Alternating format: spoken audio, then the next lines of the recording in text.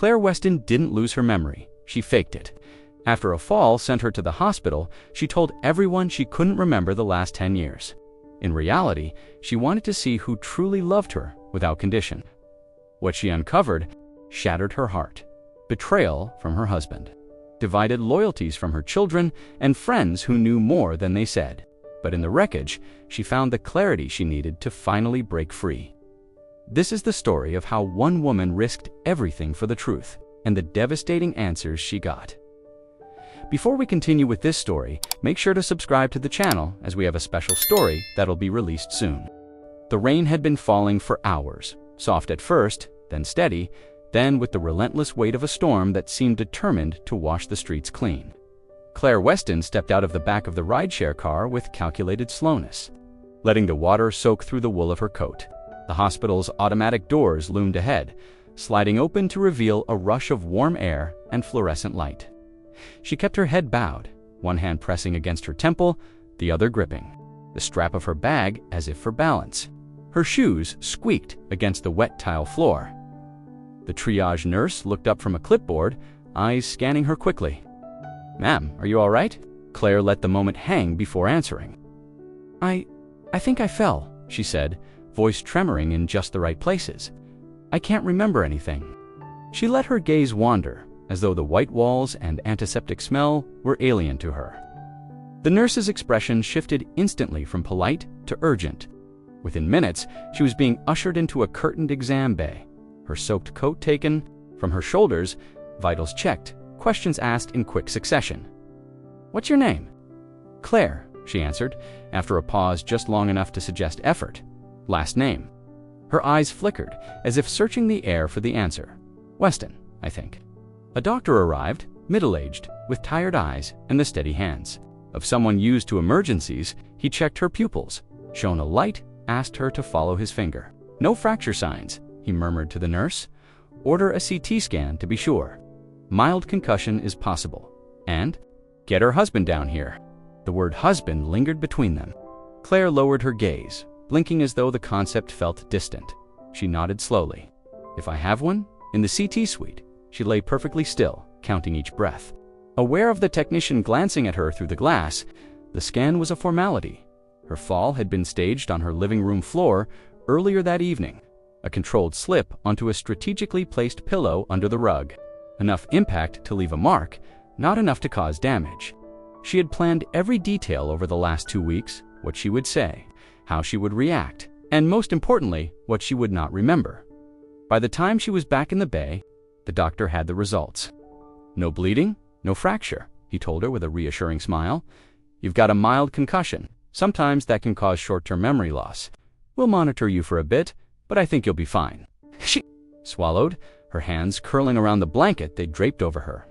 "It's not just short-term," she said softly. I can't remember. Years, 10, maybe more." Her voice broke at the right moment, and she looked away. Blinking against the harsh light, the doctor's expression tightened, his mind already cataloging possible causes: psychological trauma, neurological event, dissociative episode. He spoke gently about retrograde amnesia and how sometimes the brain protected itself by blocking out stretches of time. Claire listened with the detached calm of someone hearing an explanation for a stranger's life. Outside the curtain, footsteps approached. She caught the muffled voice of a nurse greeting someone, and then the sound of her name spoken in a man's voice. Firm, urgent, carrying the practiced authority of someone used to being listened to. Mark Weston stepped into view, his hair damp from the rain, his coat slung over one arm. His eyes scanned her face as though searching for the truth behind the doctor's words. "Claire," he said, taking a step closer. "It's me, Mark, your husband." She looked at him as if he were a stranger. Let her eyes trace his features, slowly stopping short of recognition. I'm sorry," she whispered. "I don't remember you." His jaw tightened for just a second, almost imperceptibly, before his expression softened into concern. He reached for her hand, and she let him take it, watching his grip, his posture, his eyes. She had staged the accident to see moments exactly like this, unguarded, stripped of expectation, unclouded by her own history. She wanted to know, without doubt, who would show up for her if everything else was gone. Now, sitting under the sterile hum of hospital lights, she realized the game had begun, and there was no undoing it. The fluorescent lights above the hospital bathroom cast a cold, flat glow across the pale tile, the kind of light that made every flaw in the mirror sharper than it needed to be. Claire leaned forward, palms pressed to the counter, watching the drops of rainwater slide from the ends of her hair and pool around the sink's drain. The hum of a distant air vent filled the silence. For the first time since she had arrived, she was alone. She studied her reflection, letting her breath settle. Her cheeks were still faintly flushed from the walk through the ER doors. Her eyes, wide in the way people's eyes were when they'd been startled or frightened, or pretending to be both. She touched her temple lightly, more for the performance than any lingering ache. The skin was tender from the fall she'd orchestrated, but nothing more in the privacy of the small room. The mask slipped, the faint tremor in her voice when she told the doctor she couldn't remember the last 10 years gone. The hesitant blink she gave Mark when he introduced himself gone. Claire Weston knew exactly who she was, where she was, and what year it was. She remembered the last 10 years in vivid, exhausting detail. This wasn't about forgetting. It was about finally knowing she had rehearsed this in her mind for weeks, down to the pauses, the half smiles, the vacant looks that would convince everyone she was lost inside herself. The concussion had to be mild just enough to make her story believable without compromising her ability to watch, listen, and take mental notes. If she was going to measure the truth about her marriage, her children, her friends, it couldn't be done in half measures. She'd learned the hard way that people performed differently when they thought you were aware, when they thought you could remember, could hold them accountable. She wanted to strip that away, to see who would still reach for her when they believed she could offer nothing back, no shared history, no stored affection, no mutual secrets to bind them, just her, stripped to the bare idea of herself. She met her own gaze in the mirror and saw the flicker of doubt she had been pushing aside for days. The risk was obvious. There was no taking this back. Once she set it in motion, every word, gesture from the people she loved would be weighed against the possibility that it was all just habit, obligation, or convenience. What if they failed the test? Her fingers curled against the porcelain.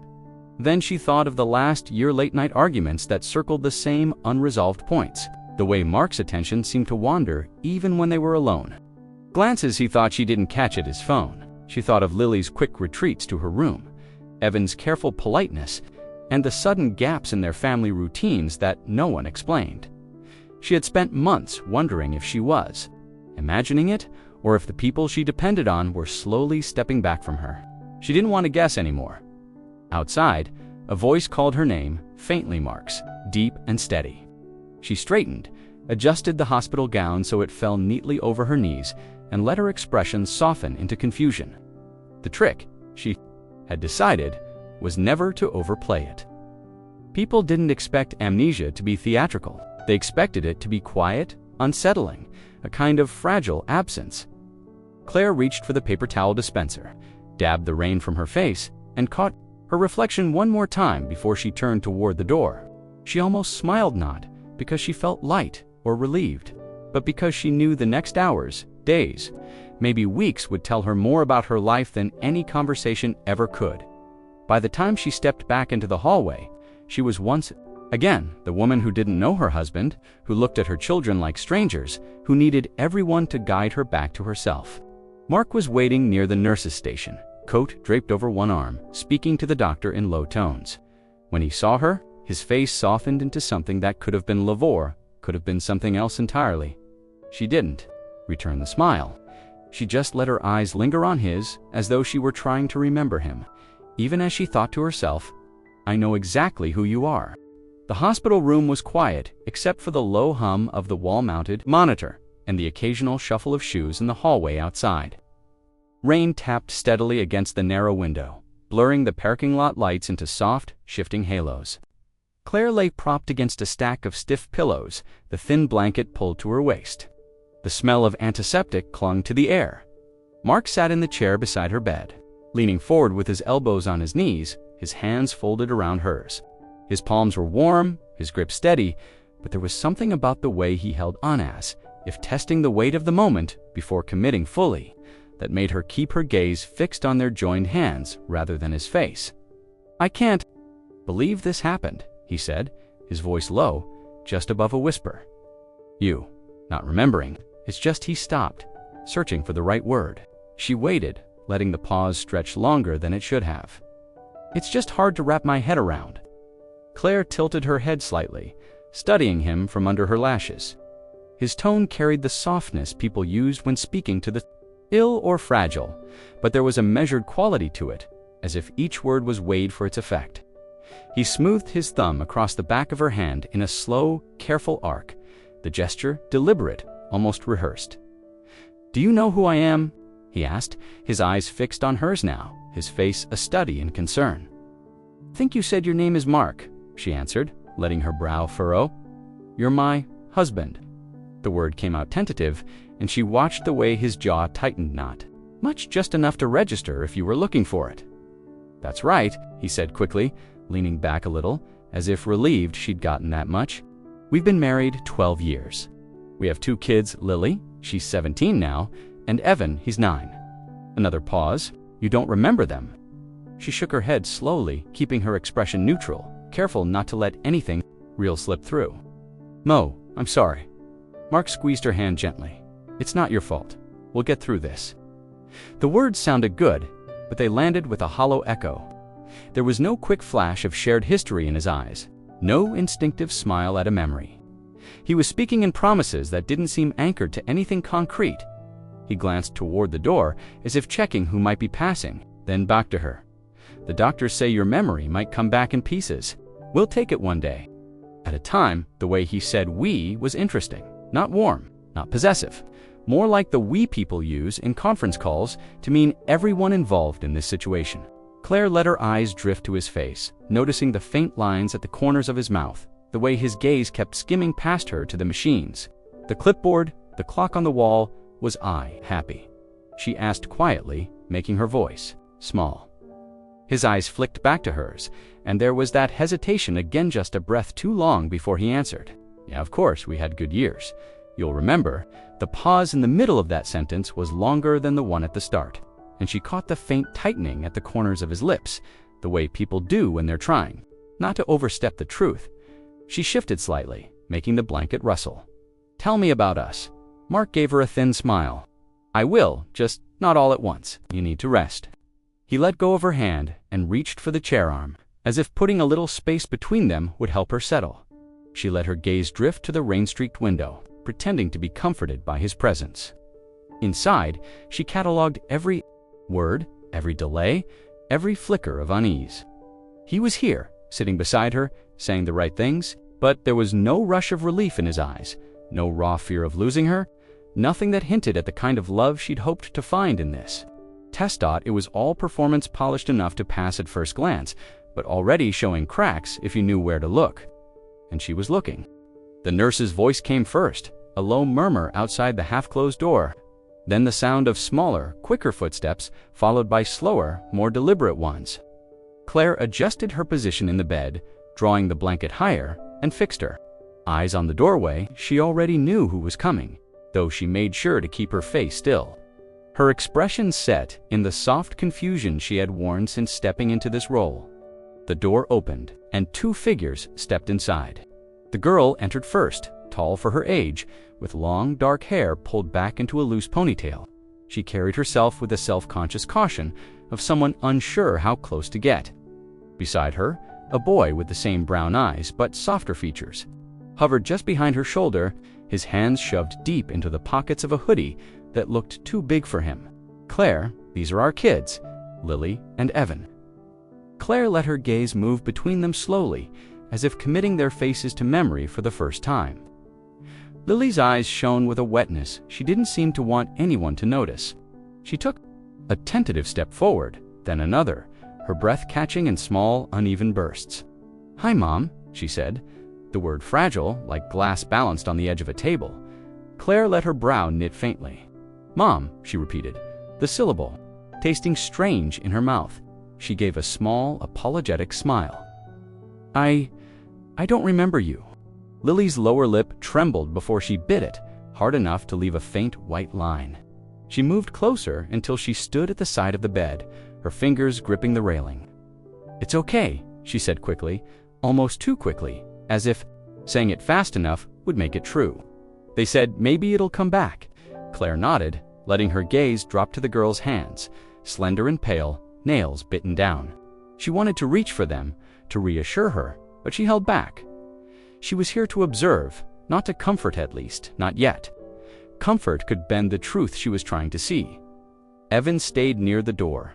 His eyes darted from her to the window, then to the floor, as if unsure whether it was polite to look too long at someone who didn't know you. His small shoulders lifted in a subtle shrug when Mark motioned for him to come closer. "Hey," he muttered, his voice flat, the single syllable carrying no obvious judgment, just distance. Claire tilted her head. "Hi," she returned, just. As quietly for a moment, the room was filled only with the muted hum of the monitor and the faint hiss of rain against glass. Lily's grip on the bed rail tightened, her knuckles pale. "Do you want me to tell you about us?" she asked, her voice hesitant but eager. "That might help," Claire said, feigning uncertainty, though her chest ached at the idea of hearing her own life told back to her. Lily launched into a careful recounting holidays, a family trip to the coast, the year Evan learned to ride his bike. Her words spilled out, half story, half forwarding, as though each memory might serve as a stepping stone back to the person her mother had been. Evan said nothing. He leaned against the wall, scuffing his shoe against the tile, his expression unreadable. Claire wondered if his silence was a form of self-protection, a way of not getting attached to someone who might never come back. Or maybe it was something deeper, something she had unknowingly planted long before this act began. As Lily's voice faltered, Claire looked between them, the daughter leaning in, desperate to bridge the gap, and the son holding himself at its farthest edge. She felt the faintest chill work its way through her, a thought she had tried to keep at bay since she started this charade. If her plan was to reveal who truly loved her without condition, she had to be ready for the possibility that the answer would hurt. And watching Evan's guarded distance, she couldn't shake the fear that maybe she had given him reason to keep it. The room felt smaller that afternoon, though nothing had changed in its shape or size. It was the number of people inside that altered its voices overlapping. The scrape of chair legs against the linoleum, the faint scent of damp wool from coats, hung haphazardly on the back of the door. Claire sat upright in the bed, her blanket smoothed neatly over her lap, and let her gaze drift between the faces that had gathered. They came in waves. First, Mark's parents, Helen with her pressed lips and quick assessing glances, Robert with a nod that passed for a greeting. Helen moved to her side quickly, the faint perfume of lavender soap trailing after her. "We're so relieved you're safe," she said, though her tone carried more formality than warmth. She patted Claire's arm twice, as if that would bridge the gap the words didn't manage. Behind them came a pair of Mark's cousins, faces animated but eyes darting toward each other whenever she hesitated in response to a question. They seemed unsure whether to treat her as fragile or simply absent, and in their uncertainty, they defaulted to polite distance. Claire returned their smiles faintly, storing away the knowledge that their relief seemed tinged with discomfort. Her own side of the family followed. Her younger brother, Daniel, leaned against the wall rather than approach the bed directly. Arms crossed, his mouth twitching between a frown and a smirk. "You really don't remember any of us?" he asked, half curious, half testing. Claire shook her head slowly, letting her eyes linger on his as if searching for a connection. He looked away first, muttering something about déjà vu under his breath. Aunt Marianne arrived with the bustle of someone who thrives on other people's crises, sweeping in with a bouquet that overwhelmed the small nightstand. She recited a string of well-meaning platitudes, her voice pitched just loudly enough for everyone to hear. "Sometimes the mind needs to forget to heal," she declared, squeezing Claire's shoulder. "It's a blessing in disguise, maybe." The words, meant to comfort, landed with the weight of someone deciding for her what the situation should mean. The friends were last people from their neighborhood. A co-worker of Mark's and Hannah, the woman Claire had once considered her closest confidant. Hannah approached cautiously, her smile thin and tight, as though unsure whether it was appropriate to embrace her. "You look well," she said, and it sounded almost like a question. Claire held her gaze for a moment longer than necessary, watching the flicker of something guilt, perhaps, or guardedness. before Hannah looked down and adjusted the strap of her bag. Throughout the visits, Claire noticed the subtle cues, the way some leaned in too much, speaking in slow, deliberate sentences as if she were a child. The way others hovered at the edges of the room, reluctant to engage. She noted the sidelong glances exchanged between Mark and certain visitors, the way conversations shifted when she asked about events she couldn't remember, at times. The air felt buoyant, with sympathy an old friend telling a story about a holiday party years ago, hoping to spark a flicker of recognition, an uncle laughing about a mishap at a family barbecue. But just as often, there was a different current beneath the surface. A subtle tightening around the eyes, a flicker of irritation when she admitted she didn't recall the moment they were, describing by the time the last of them left, the room was quiet again. The only sound, the steady patter of rain against the window. Claire leaned back into the pillows, feeling the weight of their collective presence lingering in the space. Their reactions had been a study in contrast, some eager to help her piece herself back together. Others already distancing themselves. As if her supposed memory loss was an inconvenience that might demand too much of them, she folded her hands over the blanket, her face still and unreadable. Inwardly, she filed each interaction away, as meticulously as if she were building a map. The tragedy she had presented to them was, in truth, her own experiment, and it was becoming clear that, for some, the burden outweighed the love. Dr. Reynolds arrived in the late morning, a clipboard tucked under his arm, his white coat bearing faint creases from long hours. He had the unhurried demeanor of someone used to coaxing fragile truths from patients, his voice low enough to steady the air in the room. Claire sat upright, her blanket folded neatly across her lap, the window beside her casting a gray wash of light over the bed. Mark stood near the foot of the mattress, arms folded, eyes flicking between her and the doctor. "Well, Dr. Reynolds," began scanning his notes before looking directly at her. "Your scans are clear, which is good news. There's no structural damage that would explain long-term memory loss. That suggests what we're dealing with is more functional, either the brain protecting itself after trauma or a temporary disconnection in how memories are retrieved." He paused, watching her face for signs of comprehension. Claire nodded slowly, feigning the tentative processing of someone trying to grasp her own condition. "So, it might come back?" she asked, her voice soft. "It might," he said, pulling a chair closer to her bedside. "In some cases, memories return all at once, but more often, they come in fragments. Something familiar, a place, a scent, a particular sound can act as a trigger. You may find certain details surfacing unexpectedly." Mark shifted slightly, his weight moving from one foot to the other. "So what do we do in the meantime?" "Patience is key," Dr. Reynolds replied. "She should be in environments that feel safe and consistent. That might mean visiting familiar places, engaging in routines from before the memory loss, spending time with people she has known for years. The brain sometimes rebuilds connections when it's gently exposed to reminders without pressure." Claire let her gaze drift between them, her expression open as though hanging on each word. In reality, she was watching Mark more than the doctor, tracking his reactions, the names and places that didn't pass his lips when the opportunity arose. He didn't ask about taking her to the cafe they used to visit on Sunday mornings, the park where Evan learned to ride his bike, or the small cabin they had rented one winter when the snow came down so heavily they'd been trapped for 2 days. Instead, he nodded vaguely, agreeing to the idea of familiar places without offering specifics. "What kinds of places should we start with?" he asked, his tone careful. Dr. Reynolds considered this. "Your home, first of all, her own. Bedroom, kitchen, any space she spent time in daily. Family members' homes, perhaps? If she worked somewhere for a long period of visit, there might help. Even small things, a favorite bookstore, a walking route she enjoyed could stir recognition." Mark's jaw tightened almost imperceptibly.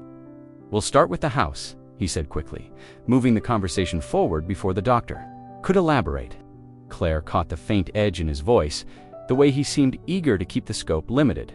She tilted her head toward Dr. Reynolds. "What about people? Should I meet with friends? Old coworkers?" The doctor smiled gently. "Yes, absolutely.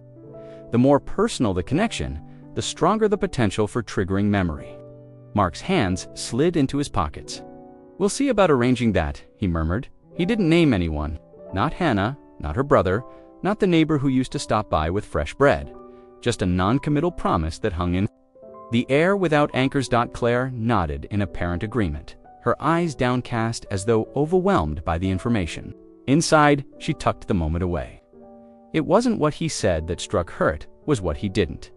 Every name left unspoken became another thread in the quiet tapestry she was weaving, one that might eventually reveal more than any direct question could. Dr. Reynolds rose, offering her a reassuring smile.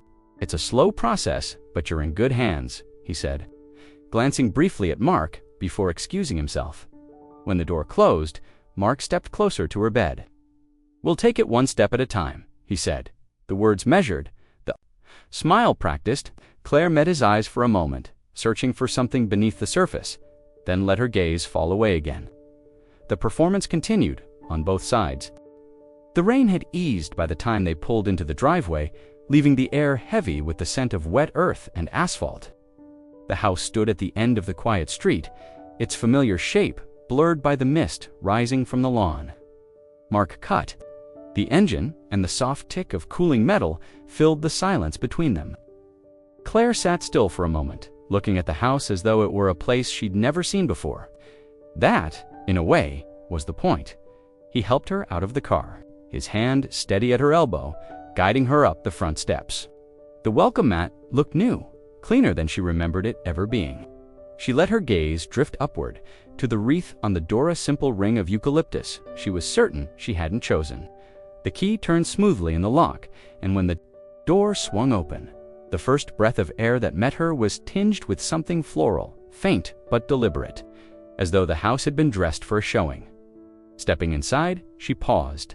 The living room stretched before her, tidy to the point of sterility. The soft green couch was gone, replaced by a slate gray sectional that looked as though it belonged in a catalog. The walls, once a warm cream, were now a cooler white, and the gallery of framed photos that had lined the hallway was conspicuously bare. In their place hung a single abstract print, muted blues and grays that said nothing and remembered nothing. "Looks different, doesn't it?" Mark said lightly, as though reading her mind.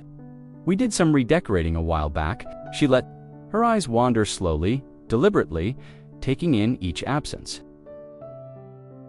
"It's nice," she murmured. Her voice was neutral, the way a stranger might comment on a hotel lobby. Inside, she was filing away each change. The missing photos, the absence of the old rug with its faint coffee stain in the corner, the shelves stripped of knickknacks from their travels. He led her toward the kitchen, and the sense of displacement deepened.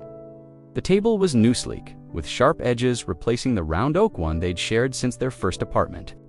Even the chairs were different, upholstered in a pale fabric she knew wouldn't last a week in a house with children. She glanced at the refrigerator.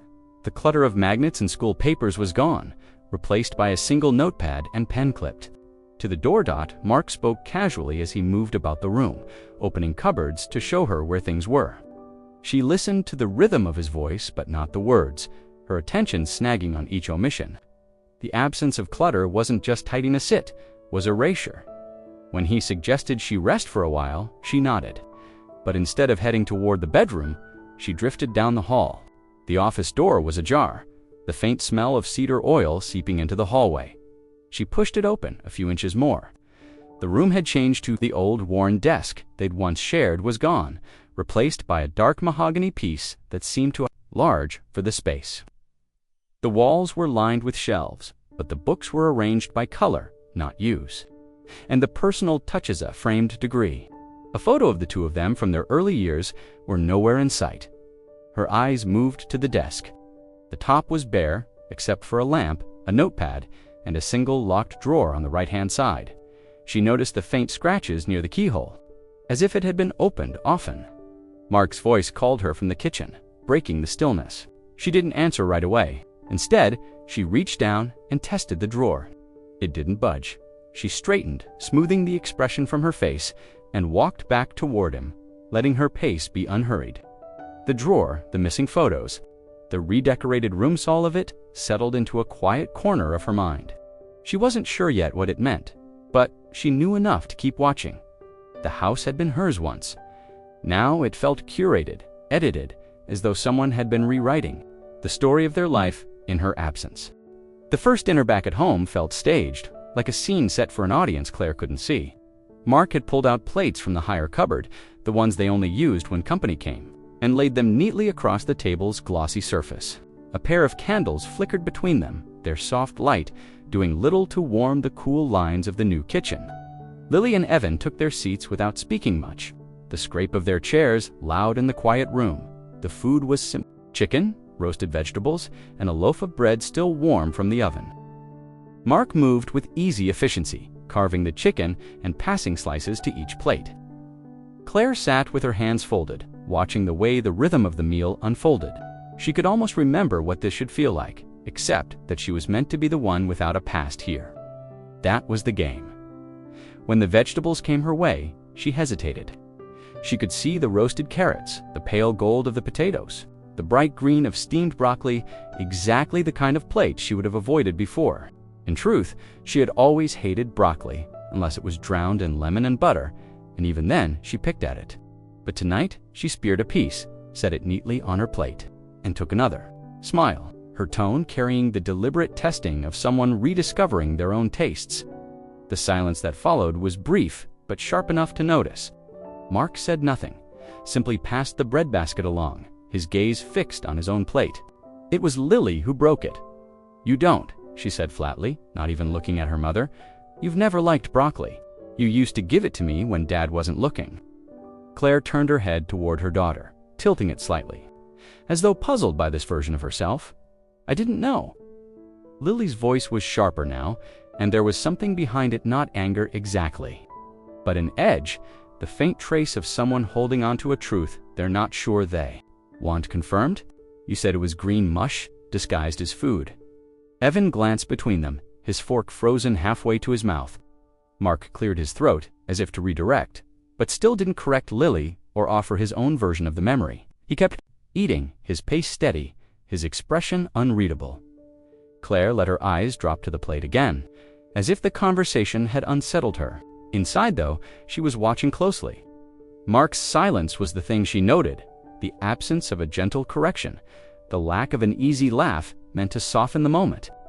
If the goal was to help her rebuild herself, shouldn't he have stepped in? Instead, he let the discrepancy hang there, unchallenged. "I guess I'll find out what I like now," Claire said finally, her tone light but with enough of a pause beforehand to let the air shift. She took a small bite of the broccoli, chewing slowly, aware of Lily watching her from the corner of her eye. The rest of the meal passed in a careful balance of small talk and silences. Evan asked about schoolwork. Mark commented on the weather, turning colder, and Lily pushed her food around her plate, glancing up only when Claire spoke. There was something in her daughter's gaze, measured, suspicious, as though she could sense the performance even if she didn't have words for it. When the plates were cleared and the candles burned lower, Claire lingered at the table, watching. Mark carried dishes to the sink without ever addressing the moment between her and Lily. It was a small thing, almost nothing at all, but to her it was telling. In a house where memory was meant to be pieced together with care, the silence of someone who claimed to love her could be louder than any spoken truth. The knock at the door was soft, almost hesitant, followed by the muffled creak of hinges as Mark let someone in. Claire was in the living room, the new gray couch under her, a blanket folded neatly in her lap. She heard low voices in the hallway, the tone of them measured, subdued, drawing her attention before she could make out the words. When Hannah stepped into view, Claire felt the familiar shape of her name rise, unspoken in her chest. She knew this woman. She knew her smile, her voice, the way she used to lean in when they shared something meant for no one else, but she kept her expression blank, her hands still on the blanket, letting the weight of the moment sit between them. "Hi, Hannah," said, her voice carrying a thin warmth that felt more cautious than genuine. She didn't come too close at first, as though the space between them needed permission to be crossed. "Mark told me you were ready for visitors." Claire tilted, her head slightly. "You're on a yes?" A faint smile flickered across Hannah's lips, there and gone again. "We've known each other for years. Best friends, actually." The words landed flat, as if she were reminding herself as much as informing Claire. Hannah sat down in the chair opposite, her hands folded neatly in her lap. Her eyes darted briefly to Mark, who lingered in the doorway before muttering something about checking on the kids and disappearing toward the kitchen. When they were alone, the quiet between them stretched longer than it should have. "I'm sorry," Claire said, softening her voice as though embarrassed. "I wish I remembered you." Hannah nodded, her smile thin. "It's okay," they said. "That might happen. Sometimes memories come back in pieces." She kept her gaze just to the side of Claire's face. Like looking directly at her might reveal something she didn't want to see. Claire studied her, in return the careful way.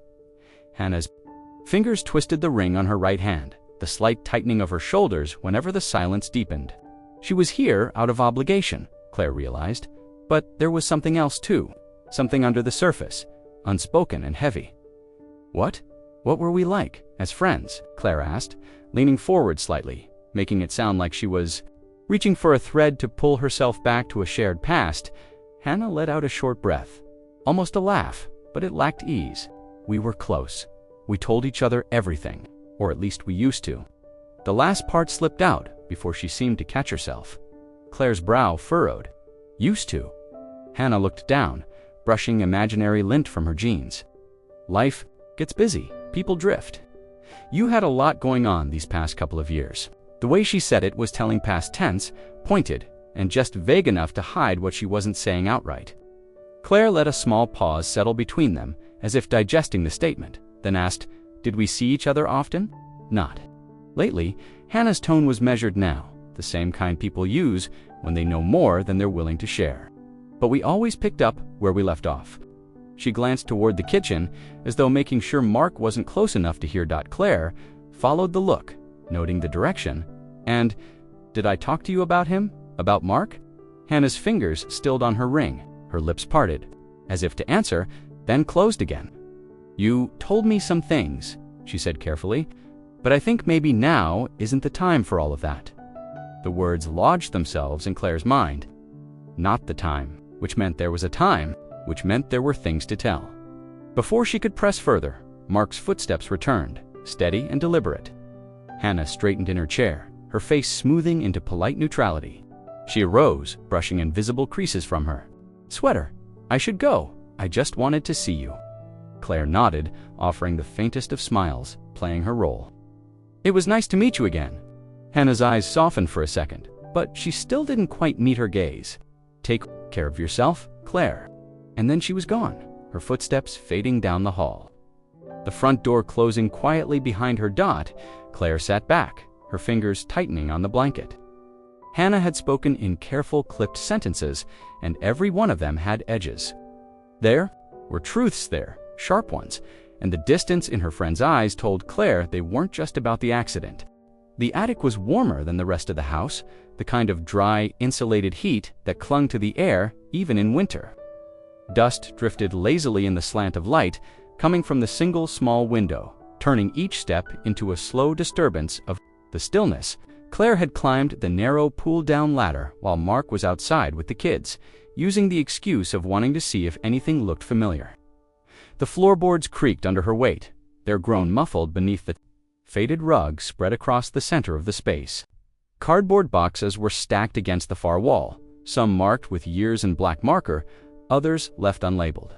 A few old trunks sat low against the eaves, their brass clasps dulled to a greenish patina.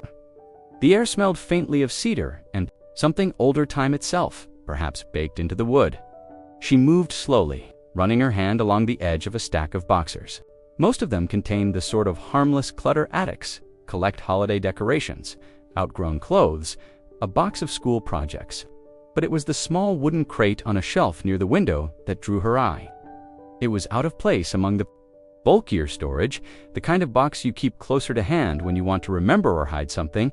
She pulled it down carefully, coughing when the dust rose in a thin gray cloud. Inside were framed photographs wrapped in old pillowcases, the glass cooled beneath her fingertips. She unwrapped the first: a Christmas morning scene, the four of them around the tree. Evan, still in pajamas with his hair sticking up, Lily holding a book with the ribbon half unraveled. She studied it a moment, then set it aside for another. The second frame was heavier, ornate, its silver finish tarnished along the edges. The image inside showed a family standing in front of a white fence, all summer brightness and easy smiles. There was Mark, younger and leaner, one arm around her waist. Claire herself wore a sundress she vaguely remembered owning. To her right stood Lily, no older than 8, and Evan, still a toddler on her hip. But there was a gap between her and Mark, an odd imbalance in the composition, and her eyes caught on it instantly. The gap was framed on one side by the curve of her shoulder, on the other by the edge of Mark's arm. And in between was a narrow strip of mismatched background grass and fence that didn't quite align with the rest of the image. The edges of it were jagged, almost imperceptibly so, but enough to suggest the space had once been filled. Someone had been there. She looked closer, holding the frame at an angle so the light caught the glossy surface. The tear marks were faint but unmistakable. A piece of the photograph had been removed and the gap disguised, the frame's matting pulled tight to hide the roughness. Her thumb brushed the edge of the glass. Who had been in that space? And why had they been cut out so carefully? She set the frame in her lap and glanced toward the attic ladder, listening for movement below. The house was quiet. Mark's voice drifted faintly from outside, the muffled sound of Evan answering him. She turned the frame over, working the tiny metal tabs back with her fingernail until the backing came loose. The torn edge was cleaner. From the back, the paper fibers feathered and thin where the image had been ripped away. It wasn't the quick tear of anger or impulse. It was deliberate. Someone had taken time to remove the figure, to erase them without destroying the rest of the scene. She tried to picture the missing person, the space they would have occupied, an older child, a relative, someone who didn't belong in the photograph anymore for reasons no one wanted to say aloud. She replaced the backing and secured the tabs, her movements slow, controlled. The photograph didn't answer her questions, but it gave her something more valuable: confirmation. Pieces of this life had been rearranged, not just in the redecorated rooms and missing mementos downstairs, but here in the record of their family's own history. Someone had rewritten the past to fit a new version of the truth. Claire wrapped the frame in the pillowcase again and returned it to the crate, but not before memorizing the placement. When she left the attic, she wanted no sign she had been there at all. The answers would come later. For now, she carried the image of that ragged, hidden gap in her mind, the absence speaking louder than any face could. The house was still, wrapped in the kind of silence that only comes late at night, when even the creaks in the floorboards seem hesitant to make themselves known. Claire lay in bed, eyes open to the faint glow from the digital clock on the nightstand. 12:43 a.m., the room smelled faintly of laundry detergent, and the cool air drifting in from the slightly cracked window. Beside her, Mark's side of the bed was empty, the covers folded back, as though he'd meant to return quickly, but hadn't. She heard it then, the muffled sound of a voice from somewhere down the hall. It wasn't the casual tone of someone on a quick call to a friend, nor the clipped rhythm of work-related conversation. This was lower, slower, carrying an edge that pulled her from under the covers without thinking. Barefoot, she moved to the door, easing it open so the hinges didn't protest. The hallway was dark, save for the faint golden sliver of light spilling from the crack beneath the office door. She could hear Mark clearly now, his voice pitched low, but not low enough to hide the urgency threading through each word. "I'm telling you, she doesn't suspect anything," he said, followed by a pause long enough for the other person to speak. Claire held her breath, straining to catch the faint cadence of a reply she couldn't quite make out. Mark's voice dropped further, taking on that careful, coaxing tone she had heard him use before. With her, but with people, he wanted something from. "No, listen, she doesn't remember, at all." "This is better than I thought it would be." Claire's back pressed against the wall just beside the doorway, her pulse rising with each word. The pronoun caught her she, whoever he was talking to, they both knew it meant her. "She's calmer now," he continued, "almost docile. I can work with this." A beat of silence, then his voice sharpened, urgent but controlled. "Don't call here. I'll reach out when it's safe. I can't risk her overhearing, not yet." Claire's fingers tightened against the edge of the wall. She could hear the faint scrape of his chair as he shifted, the sound of a pen tapping against the desk. "Yes, her," he said again, as if confirming the other person's question. His tone softened in a way that twisted in her stomach, the kind of warmth he hadn't used with her in months. "I told you, we'll figure it out. Just give me time." There was another stretch of quiet, filled only by the low hum of the refrigerator from the kitchen down the hall. Mark spoke again, but softer, almost under his breath. Yeah, I miss you too. The words hit like a cold blade sliding between her ribs, not because they were loud or emphatic, but because of how easily they came out, unhesitating. Stepped back from the door, the darkness of the hallway swallowing her. She moved silently toward the bedroom, each step measured, her bare feet soundless on the hardwood. Once inside, she eased the door shut and slid back under the covers, her body still and her breathing slow. The way it would be if she were asleep. Moments later, she heard his footsteps approach, unhurried but purposeful. The door opened, just enough for him to slip inside. He moved quietly to his side of the bed, the mattress dipping as he climbed in. She felt the faint brush of his arm near her shoulder, the warmth of his body settling beside her, but there was no touch, no word. No sign he'd noticed anything out of place. She kept her eyes closed, her breathing steady. Inside, though, her thoughts moved fast, cataloging every word, every pause, every shift in his voice. Whoever her was, she wasn't a stranger to him. And whatever they were talking about, it wasn't just casual. Claire didn't move until his breathing evened out, until the rhythm of sleep took hold of him. Only then did she open her eyes to the darkness, the faint glow of the clock, now reading 1:07 a.m. And know that whatever this plan of hers was meant to uncover, it was already working. Claire first heard the sound of tires crunching over the gravel drive, followed by the sharp slam of a car door. From the kitchen window, she saw Julia stepping out, a long coat pulled tight around her despite the mild weather. She looked exactly as Claire remembered, tall, composed, and carrying that particular air of self-possession that could read as confidence or arrogance. Depending on the day, Julia had always been the one to arrive with opinions disguised as advice. It had been nearly 2 years since they'd last spoken, a silence born out of an argument neither of them cared to revisit. Seeing her now, Claire felt an odd mix of caution and curiosity. Mark opened the door before Julia could knock twice. "Julia," he said warmly, though it sounded practiced, as if he'd rehearsed for this moment. She greeted him politely, stepping inside without much hesitation, her eyes scanning the house as though cataloging its changes. When her gaze landed on Claire, she didn't rush forward. She simply stood there for a beat, studying her face. Then she smiled, small and restrained. "You look good," she said, as though that alone were surprising. Claire offered a faint smile in return. "Thanks. I wish I remembered the last time we saw each other." Julia's expression flickered just a fraction, but enough for Claire to see the doubt behind it.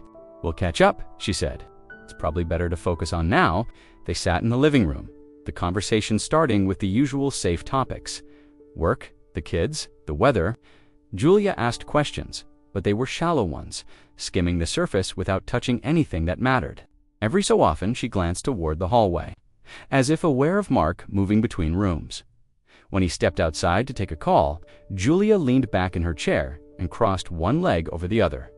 Her voice lowered slightly. "Claire, I know. You've been through a lot, and I'm glad you're okay. But I need to say something, and it's not going to sound nice." Claire kept her tone even. "Go on." "You need to be careful," Julia said. "There are patterns, here things that keep coming back around. And if you're not paying attention, you're going to find yourself in the same place you were." Before, Claire asked, feigning confusion. Though the word caught her attention like a hook, Julia hesitated. "You and Mark, you've had your rough spots. I know you probably don't remember, but I've seen things. The way he talks to you when he thinks no one's listening, the way he makes decisions without telling you. And now, you're in this vulnerable position." Claire tilted her head slightly. "You think I can't trust him?" "I think," Julia said carefully, "you should pay attention to what people do, not just what they say. And not just him.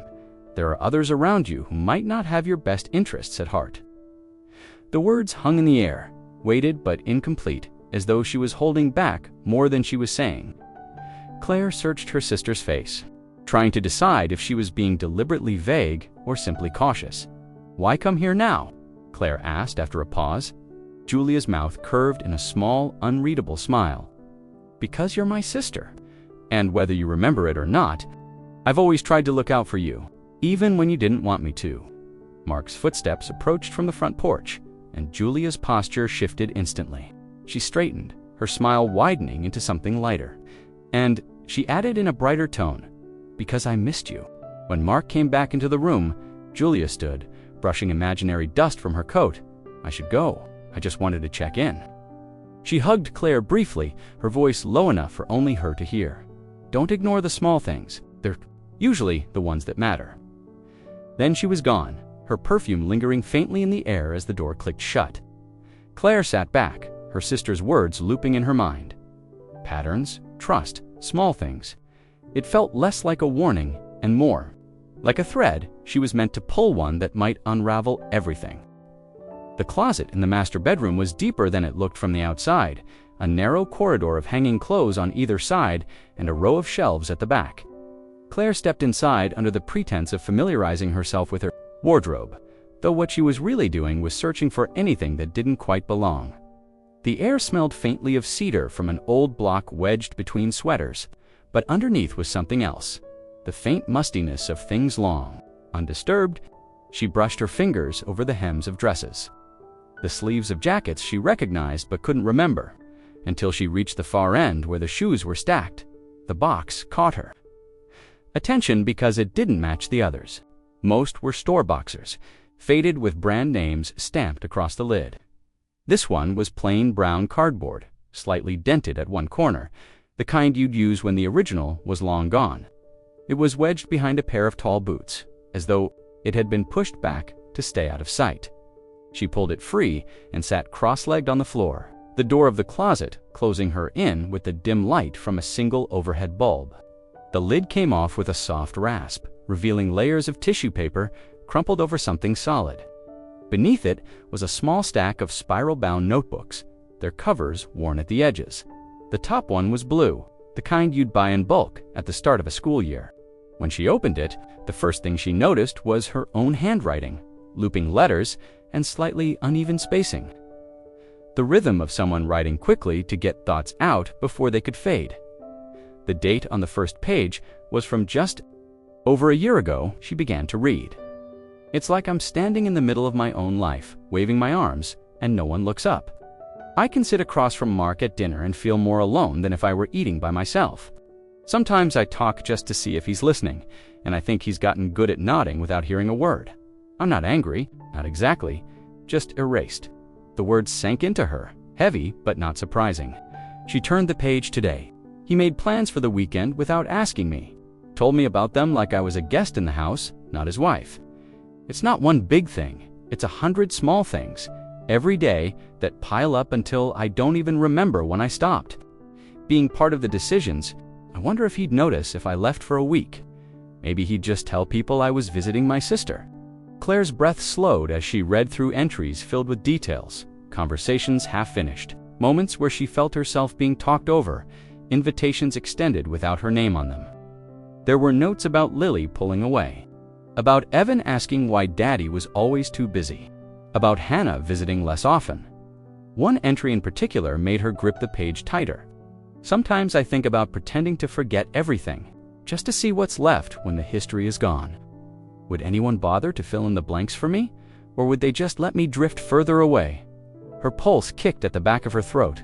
She had no memory of writing those words, but here, they were a seed planted long before the accident, before her plan took shape. It wasn't a new idea. It had been growing for months. She flipped to the last few pages, where the handwriting turned sharper, starting to believe I could disappear completely, and he'd only notice if it made his life harder. "I used to think love was attention. Now I think it's just noticing someone is still in the room."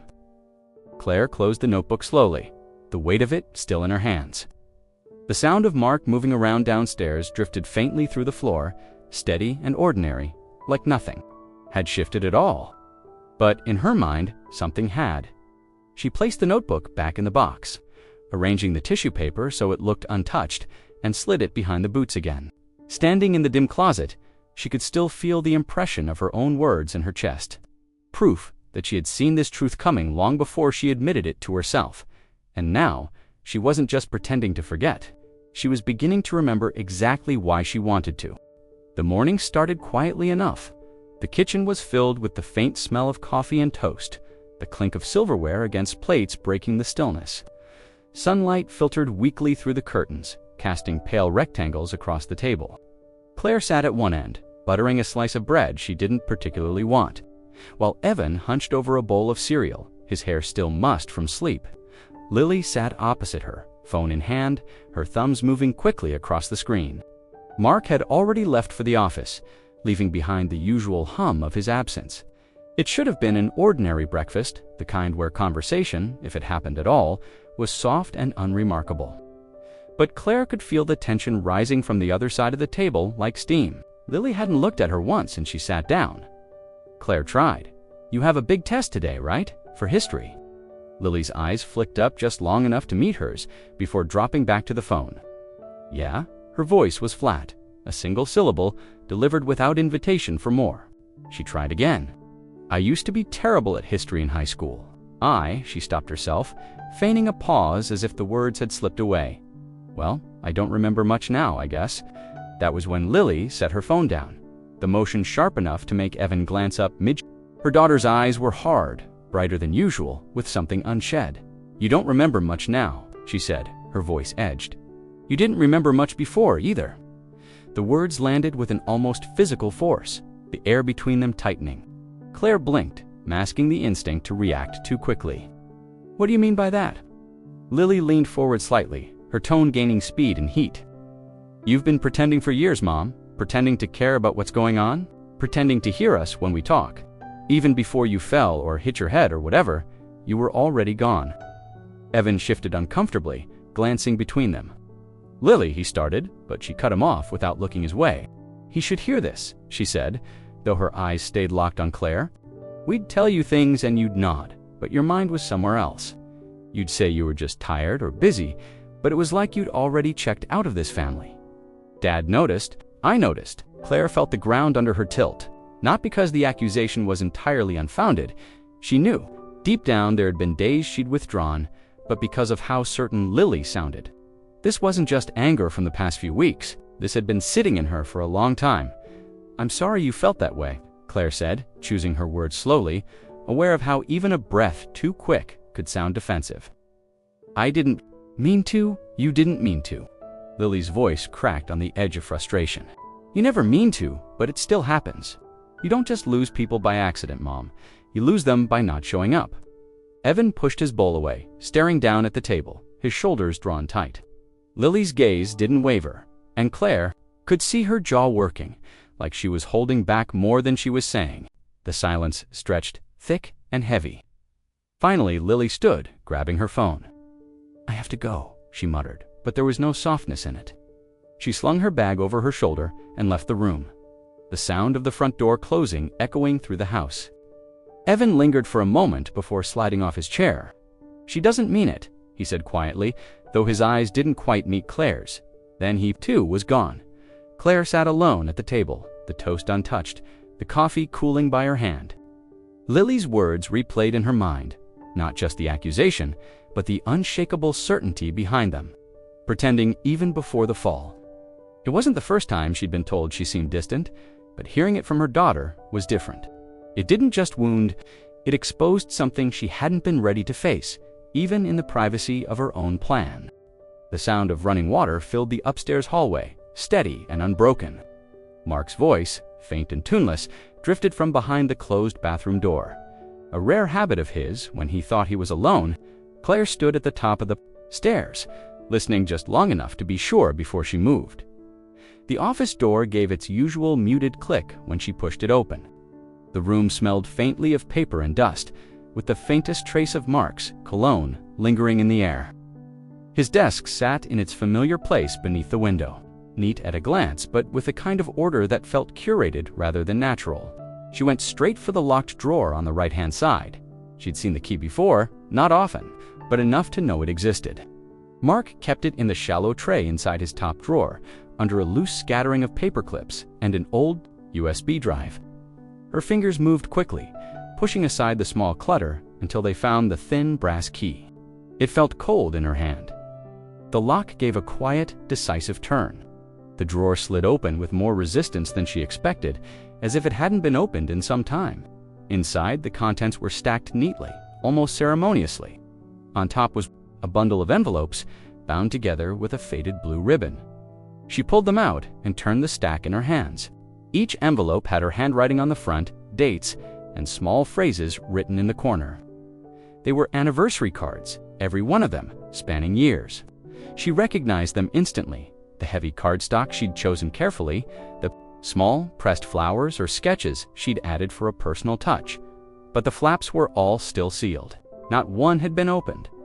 Her chest tightened as she set them aside and reached for the next layer in the drawer.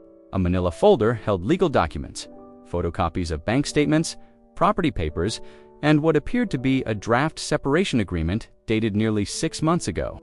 Her name and his appeared in bold at the top, the lines of proposed division. Running coldly down the page, beneath that was a small white box from a jewelry store in the city, the kind with its name stamped in silver across the lid. She lifted it, noticing immediately how light it was, and opened it with careful hands. Inside, nestled in black velvet, was a necklace, delicate gold, with a pendant of small, interlocked circles. It wasn't the kind of jewelry she wore. The style was too fine, too understated, meant for someone with a different taste. And she knew without question that it had never been hers. A folded receipt lay tucked beneath the velvet. The date was recent, 3 months ago, and the purchaser's name was Mark's. There was no gift note, no indication of who it had. Claire sat back slightly, the drawer still open, the air in the room heavier than before. She could hear the water still running in the bathroom down the hall, a faint reminder that she had only minutes before he would return.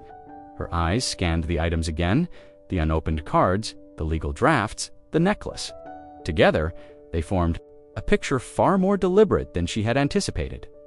She placed everything back exactly as she had found it, aligning the envelopes so their corners matched, smoothing the ribbon so the crease lay flat. The manila folder went beneath them, the jewelry box resting exactly in its place. She closed the drawer and turned the key until it clicked, sliding it back under the paper clips in the top drawer. By the time she stepped back into the hallway, the sound of the shower had stopped. She walked calmly toward the bedroom, her face arranged in the same neutral expression she'd been wearing for days. But inside, something had shifted again. Not just suspicion now, but the first clear outline of the truth she had been chasing since the night she decided to pretend. It happened in the kitchen, in the quiet stretch between lunch and dinner. Hannah had stopped by unexpectedly, saying she was just in the neighborhood, though Claire knew her well enough to understand that was never the whole story. She carried a small paper bag from a bakery, setting it on the counter with a quick smile before moving. Toward the kettle dot, Claire leaned against the counter, watching her. "You always bring pastries when you have something on your mind," she said. Lightly, Hannah glanced over her shoulder, one corner of her mouth lifting. "Maybe I just missed you." They settled at the table, coffee steaming between them. The conversation wandered through familiar territory. The children, the weather, the local gossip.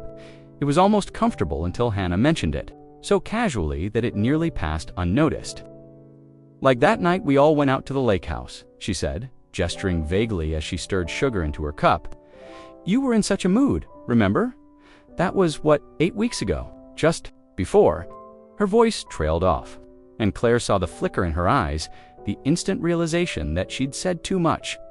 "Just before what?" Claire asked, her tone even, though inside something tightened. Hannah hesitated, then shook her head. "Never mind, it's not important." But it was. Claire could see it in the way Hannah avoided her gaze, how her hands fussed with the coffee spoon like it needed endless attention. "The lake house?" Claire repeated slowly, as though testing. "The words for familiarity? I'm sorry, I don't remember that." Hannah's lips pressed into a thin line. "It was nothing," she said again, softer this time. "Just a weekend. Mark didn't mention it." "No," Claire said, and now she was certain. Whatever had happened, Mark had erased it from the version of events he'd chosen to feed her since the accident. Hannah's knee bounced under the table, a tell Claire remembered from years of friendship. "It was complicated," she finally said, her voice low. "I don't want to get in the middle of anything." Claire leaned forward slightly. "You're already in the middle by mentioning it. If it's nothing, why not tell me?" Her friend's eyes darted toward the doorway, as if to make sure they were still alone. "It's not my place," Hannah said, and though she tried to sound firm, there was a crack in her tone. They talked of other things after that, but the ease was gone. When Hannah left, the silence in the house felt sharper than before. Claire sat at the table, her coffee cold, the words replaying in her mind. 8 weeks ago, she began mapping it out mentally. 8 weeks ago was exactly 2 months before the fall she had staged. She remembered nothing from that supposed weekend, which in her cover story made sense, but in reality, she should have. And if she had been in a mood, as Hannah put it, that meant something had happened worth reacting to. Mark had never mentioned a lake house, let alone a trip. He'd told her about small, unimportant errands, neighbors who had stopped by, even the results of a little league game Evan played in, but this. Nothing. Which meant either he didn't want her to remember it, or he didn't want her to know it had happened at all. The gap in her memory was supposed to be a tool she could control, something to draw people out and reveal themselves. But now, she saw how easily it could be turned back on her, how it could be used to hide things that mattered. She went upstairs and sat on the edge of the bed, opening the small notebook she kept hidden in the drawer of her nightstand. She began writing down the timeline as she understood it, the accident, the conversations, the moments when people had hinted at things without realizing. She circled the date 2 months back, marking it as the weekend at the lake house. If she could piece together what had happened then, she had the feeling it would explain more than just a single missing weekend. It might explain why Mark was so careful now, why Hannah seemed torn, why certain truths were being kept in the dark. And for the first time since she started this act, Claire felt the pull of something stronger than her own plan. The certainty that there was a story buried in those missing weeks, and that uncovering it might break everything open. It was late afternoon when Claire saw Mrs. Halpern shuffling along the sidewalk, her small dog trotting patiently beside her. The old woman had lived 2 houses down for as long as Claire could remember, her presence a quiet constant in the neighborhood, always trimming her roses or sweeping her porch in a faded sun hat. They hadn't spoken much since Claire's return from the hospital, only exchanged the occasional wave. Today, though, Mrs. Halpern slowed as she approached, her eyes narrowing slightly in study. "Claire," she called, her voice thin but carrying, out for some air. Claire stepped off the porch and met her at the fence line. "Trying to," she said with a faint smile. "It feels good to be outside." The dog sniffed at the grass, and Mrs. Halpern leaned a little closer, lowering her voice as if their conversation might matter to someone else. "I've been meaning to ask how you're holding up.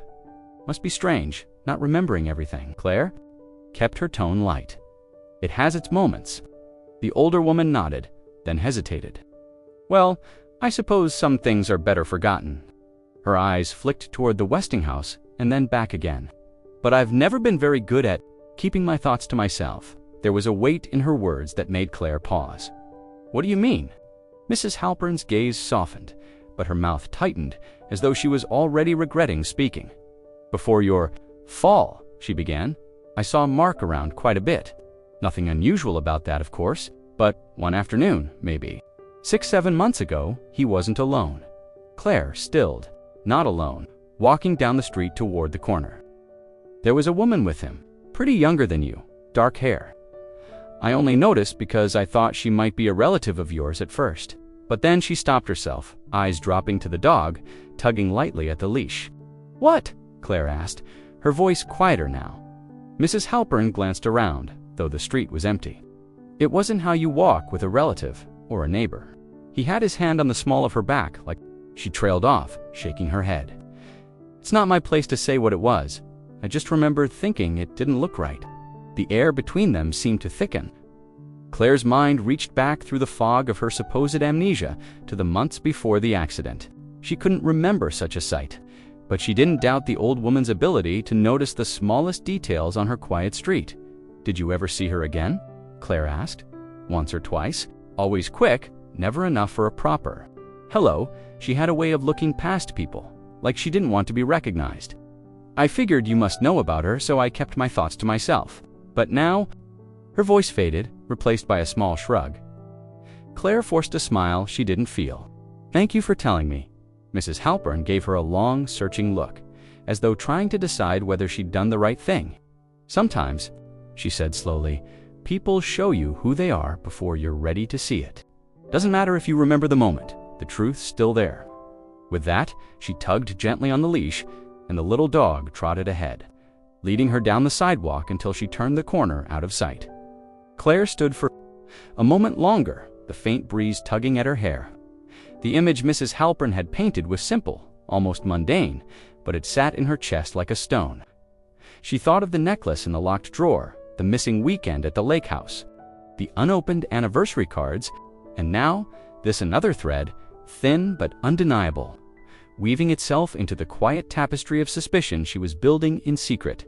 She turned back toward the house, her pace steady, her expression unchanged.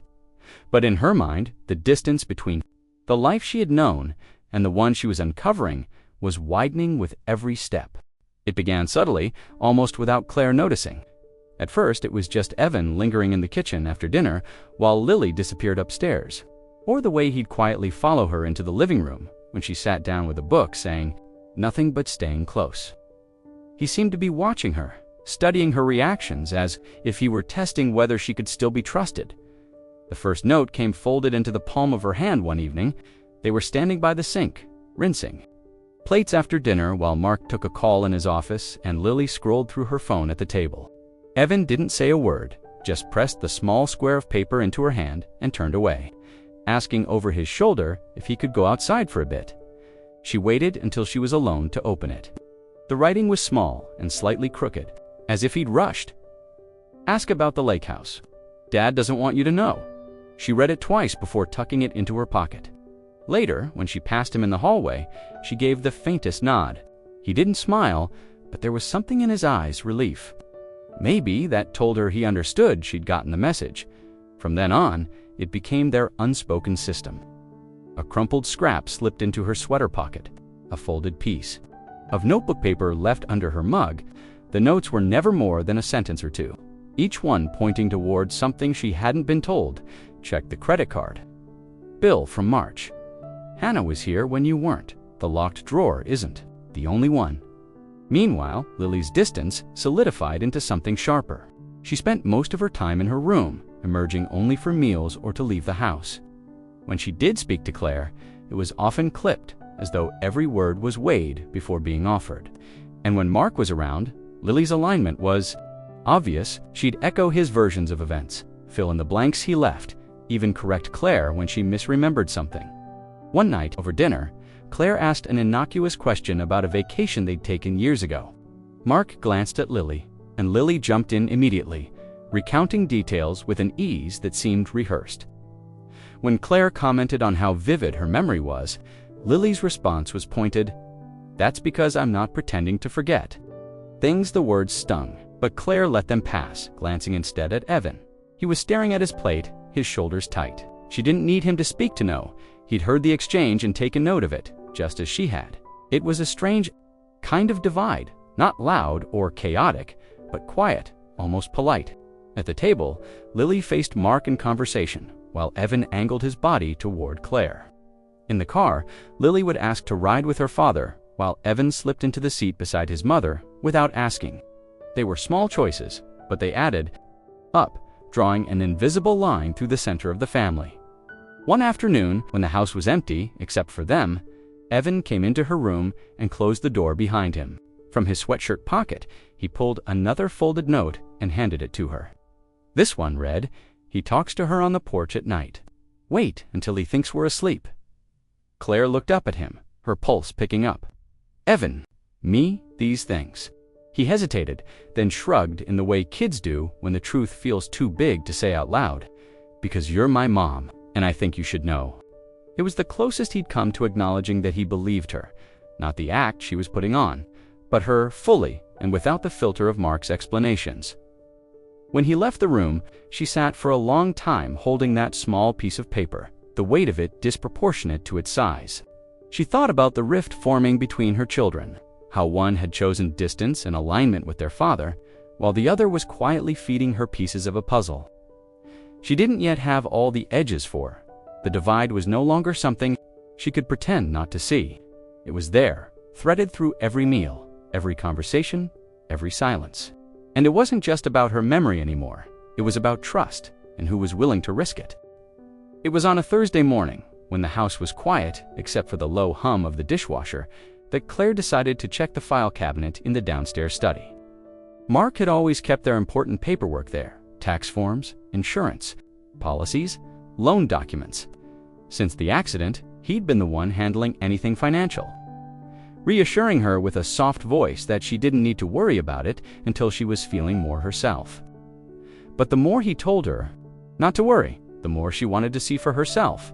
The cabinet wasn't locked. She slid open the bottom drawer and began pulling out folders, flipping past years of neatly labeled envelopes until she found the section for banking. There were statements from multiple accounts, each one organized by month in slim, stapled packets. She scanned the headers until her eyes landed on the joint account they had always used for household expenses. Sitting at the desk, she began going through the most recent statement. At first, it was routine grocery store purchases, utility payments, the occasional online order she didn't recognize but assumed was something Mark had bought for the house. Then she saw it, a large transfer sent to a name she didn't know. It wasn't a business or a company, just a single name, T.I. Marlowe.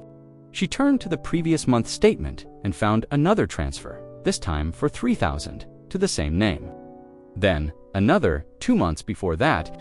The amounts varied, but they were always substantial, and they were always labeled as personal transfer. By the time she'd gone back 6 months, she counted more than $20,000 moved quietly out of their joint account. The balance, which had always been comfortably high, was now barely enough to cover their usual monthly expenses. Claire leaned back in the chair, the paper trembling slightly in her hand. She searched her memory for the name but came up blank. It wasn't a relative, not a family friend, not anyone she could recall Mark ever mentioning. Her mind leaped immediately to the necklace in the locked drawer. The woman, Mrs. Halpern, claimed to have seen the weekend at the lake house no one seemed willing to talk about. It was too easy to imagine a connection, too easy to picture this T. Marlowe as the recipient of more than just money. She flipped forward to the current month's statement, noting that the most recent transfer had been made just 2 weeks ago, after her accident. Mark had continued without hesitation, confident that she wouldn't see the numbers or ask the right questions. The sound of a car door outside jolted her from her thoughts. She quickly slid the statements back into their folder, tucking it deep into the drawer, careful to leave everything as she had found it. Rising from the chair, she crossed the study to the window, peeking through the blinds just in time to see Mark walking up the front path, a small bag from the hardware store in his hand. She moved away from the window and into the hallway, her face composed by the time the front door opened. He greeted her with his usual easy smile, the kind that could disarm anyone who didn't know better. She answered it with one of her own, casual and warm, even as her mind replayed the number she had just seen. Later, alone in her room, she wrote the name T. Marlowe in her hidden notebook, underlining it twice. The joint account balance, the dates of the transfers, and the amounts went beneath it. Each one a piece of a growing ledger she was keeping in secret. It wasn't just about proving that Mark was hiding something anymore. It was about following the trail he had left behind and understanding what or who was worth that much money to him. It was late in the afternoon when Claire decided she couldn't wait any longer. The sunlight was slanting low through the living room windows, casting long, warm shadows across the carpet. But she felt none of the comfort the scene suggested. Hannah was perched at the edge of the couch, sipping tea. Claire had made more out of habit than hospitality. Her friend looked restless, tapping her fingers against her mug, eyes darting to the clock as though she had somewhere to be. Claire sat across from her, studying her in the silence between their words. She had rehearsed this moment all morning, telling herself she would start casually, circle the topic, wait for Hannah to let something slip. But when the moment came, the patience she'd planned evaporated. "Tell me about her," Claire said, quietly. Hannah's head snapped up. "Who?" "The woman," Claire said, holding her gaze. "The one Mark's been seeing." Hannah's eyes widened before she masked the reaction with a slow blink. She set her mug down on the coffee table, careful not to spill. "Claire, you've been dancing around it for weeks," Claire continued. "Little slips, things. You stop yourself from saying, 'Mrs. Halpern saw him with someone months ago.' I've found receipts, transfers. There's no point in pretending you don't know." Hannah's lips pressed together, the color draining from her face. She leaned back slightly, as though creating physical distance might shield her from the weight of the question. "It's not my place to—" "I'm not asking for your opinion, Hannah. I'm asking for the truth." The room felt smaller with every passing second. Outside, a car rolled down the street, its tires humming softly against the asphalt, but inside, the air was still. Hannah's fingers toyed with the sleeve of her sweater, pulling at a loose thread. Finally, she exhaled. "There is someone," she said, her voice barely above a whisper. The words landed heavy, even though Claire had expected them. She'd prepared herself for this confirmation, but hearing it spoken out loud felt different, more solid, more undeniable. "Who?" she asked. Hannah's gaze dropped to the carpet. "I can't tell you that." "Yes, you can." Her friend shook her head slowly. "It's not that simple. Knowing won't make it better. It will only hurt more." Claire leaned forward, her voice firm but steady. "You don't think—" "It already hurts." Hannah looked up, and there was something in her eyes, guilt maybe, or a kind of pity Claire didn't want. "If I tell you, it changes everything. For you, for your kids, for it's already changed everything," Claire cut in. "I just don't have all the pieces yet." For a moment, Hannah looked as though she might break entirely, the words on the tip of her tongue, but she swallowed them, shaking her head again. "I'm sorry," she murmured. "I can't be the one to tell you." They sat in silence after that, the kind that makes every small sound, the tick of the clock, the creak of the couch, feel amplified. Claire could see Hannah's internal struggle, written in the way she gripped her mug again, the tension in her shoulders, the way she avoided direct eye contact. When Hannah finally stood to leave, she lingered by the door, her hand on the knob. "Be careful, Claire," she said softly. "Sometimes the truth doesn't set you free. Sometimes it just traps you somewhere you can't get out of." The door closed behind her, and the house was quiet again. Claire remained on the couch, staring at the untouched tea cooling on the table. She thought about the way Hannah had said someone, the weight she'd put on the word, and the way she couldn't, or wouldn't, name the person. It wasn't just a secret. It was a name that carried enough power to keep even her oldest friend silent. And that, more than anything, told Claire that whoever this woman was, she was far more dangerous than she had imagined. The envelope arrived in the usual stack of mail Mark left on the kitchen counter. Claire had learned to sift through it when he wasn't paying attention, her fingers moving quickly, eyes scanning for anything unusual. Most days it was routine. Bills, junk, flyers, the occasional letter from a friend. But this one caught her immediately. The return address wasn't the bank's main office downtown. It was from a branch in a different part of the city. An address she didn't recognize. Mark had already gone upstairs, his footsteps fading overhead, so she slipped the envelope into the drawer beneath the coffee machine. Later, when the house was empty, she opened it. Inside was a standard account notice. Nothing remarkable at first glance, but the address listed for correspondence wasn't their home. It was for an apartment on the east side, Unit 3B. Her pulse quickened as she copied the address into her notebook. She had no reason to be there, no certainty of what she might find. But she couldn't shake the feeling that this was connected to the transfers, to the name T. Marlowe, to the woman no one would identify. The following afternoon, she told Mark she was going to the grocery store. Instead, she drove across town, following the route her phone's map laid out. The east side was older, with narrow streets and brick buildings that looked like they'd been there for decades. The address brought her to a 3-story apartment building with green shutters and a faded sign by the door listing the tenants. Unit 3B had no name beside it, just the number. She hesitated at the entrance, then slipped inside when a man carrying groceries held the door for her without question. The hallway smelled faintly of old carpet and someone's cooking. She climbed the stairs, her footsteps muffled, and stopped in front of 3B. The door was painted deep blue, the brass numbers slightly tarnished. She knocked once, no answer. She tried again, waited, then gently tested the handle. To her surprise, it turned. Inside, the air was still and faintly perfumed with something floral. The living room was small but neatly kept, a couch with soft cream-colored throws, a coffee table stacked with magazines, a vase of fresh lilies on the sideboard. There was no sign of clutter, no hint of a man living there. She moved quietly, her eyes scanning the space. On the desk by the window sat a mug half full of tea, the liquid cooled to room temperature. Beside it was a stack of unopened mail addressed To Tessa Marlowe, Claire felt a chill. The bedroom was even more telling. Clothes hung in the closet, dresses, blouses, and coats, none of which belonged to her. On the dresser sat a jewelry box, its lid open to reveal necklaces, earrings, and a delicate silver bracelet. There was a framed photograph of a woman. With dark hair, her smile angled toward the camera in a way that suggested confidence, maybe even possession. Claire didn't touch anything, but she committed every detail to memory: the soft, floral scent, the neatness, the absence of anything that suggested this space was shared. This was someone's home, someone Mark was paying for. In the small bathroom, she noticed a bottle of cologne on the counter. Not one she recognized from Mark's collection, but faintly masculine. It made her pause, wondering if he'd been here often enough to leave pieces of himself behind, or if this was meant for him when he visited.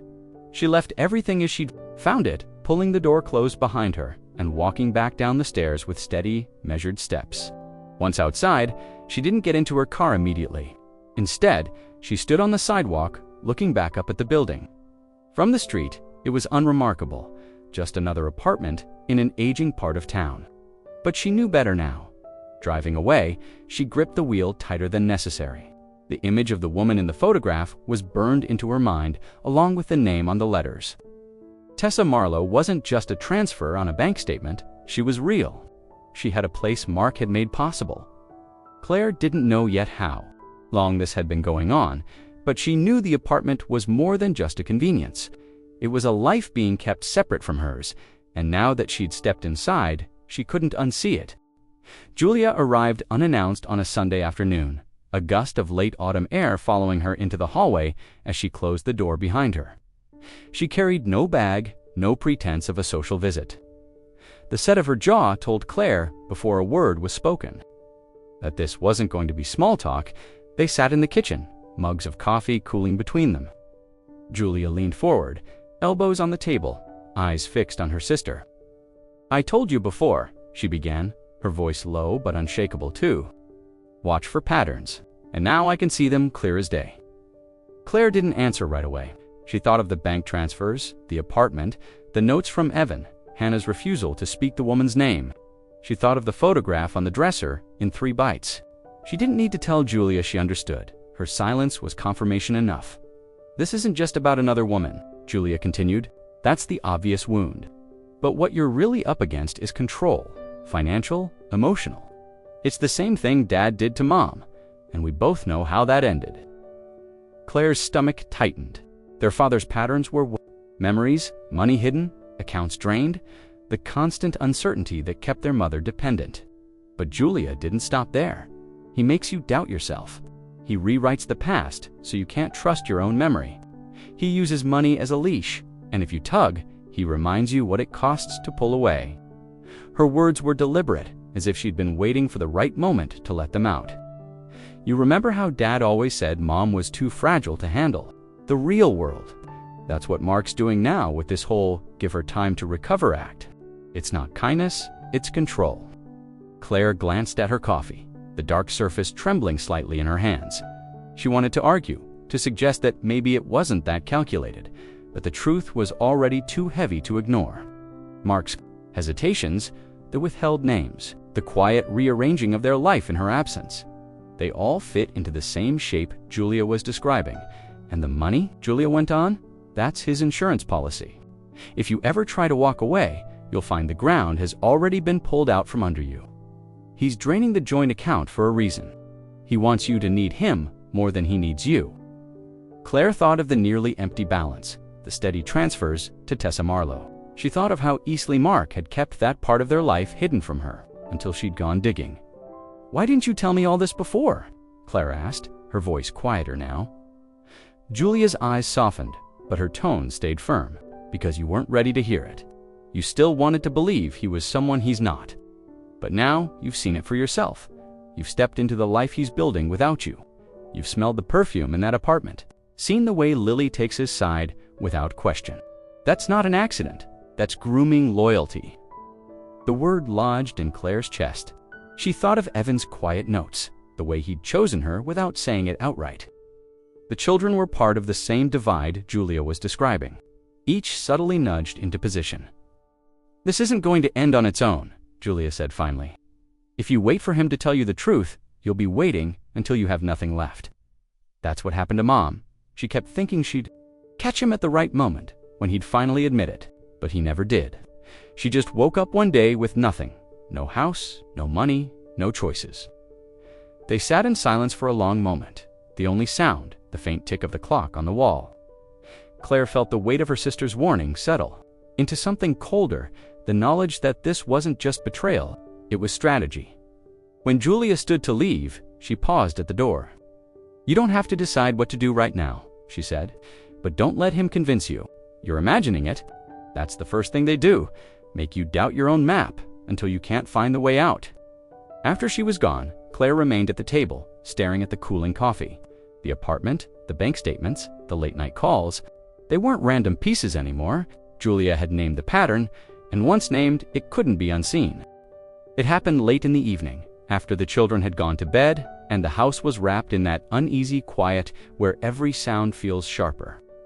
Claire was in the living room, a book open on her lap but unread, when Mark came in. He didn't sit right away. Instead, he lingered near the fireplace, one hand resting on the mantel, the other in his pocket. His expression wasn't angry or defensive. If anything, it was measured, as though he'd been rehearsing whatever he was about to say.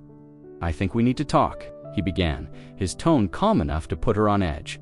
She closed the book slowly, letting it rest on the side table. "About what?" he exhaled, as if bracing himself. "About us. About what's been going on." Claire waited. She'd spent weeks piecing together scraps of information. The apartment, the bank transfers, Hannah's silence, Julia's warning. Part of her wanted to force him into naming it without help, but she knew him too well. If he was speaking, now, it was because he'd decided he could control the terms. "There is someone else," he said finally, his voice flat, almost clinical. "Her name doesn't matter. What matters is, she understands me in a way you don't anymore." The words landed heavily, but not with the shock they might have months ago. Claire studied him, noting the slight tilt of his chin, the way he avoided her eyes for more than a second at a time. "Understands you," she repeated. "Yes," he said, taking a step closer. "She listens. She doesn't make me feel like I have to explain everything or justify myself. It's easier with her." Claire felt the burn of quiet anger beneath her ribs, but she kept her voice even. "Then why are you telling me this?" "Because I don't want to lose what we have," he said quickly, almost too quickly. "We've built a life together, the house, the kids, our place in the community that matters. I'm not throwing it away." Her fingers curled slightly against the armrest. "You're saying you want me to stay for appearances?" Mark hesitated, then gave a small, unapologetic nod. "It's cleaner this way. No messy divorce, no disruption for the kids.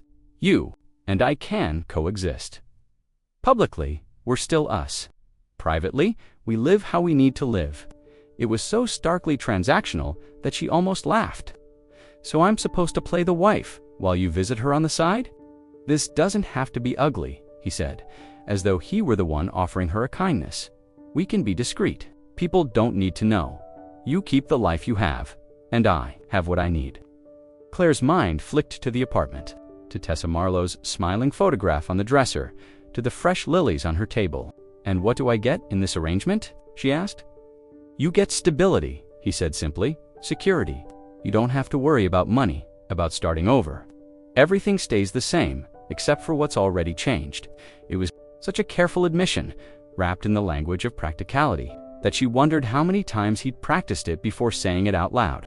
His eyes held no trace of shame, only a kind of calculated certainty that this was the most reasonable solution for them both. She leaned back, her expression neutral, giving him nothing to measure his success against. Inside, though, the shape of the betrayal shifted. This wasn't just about another woman anymore.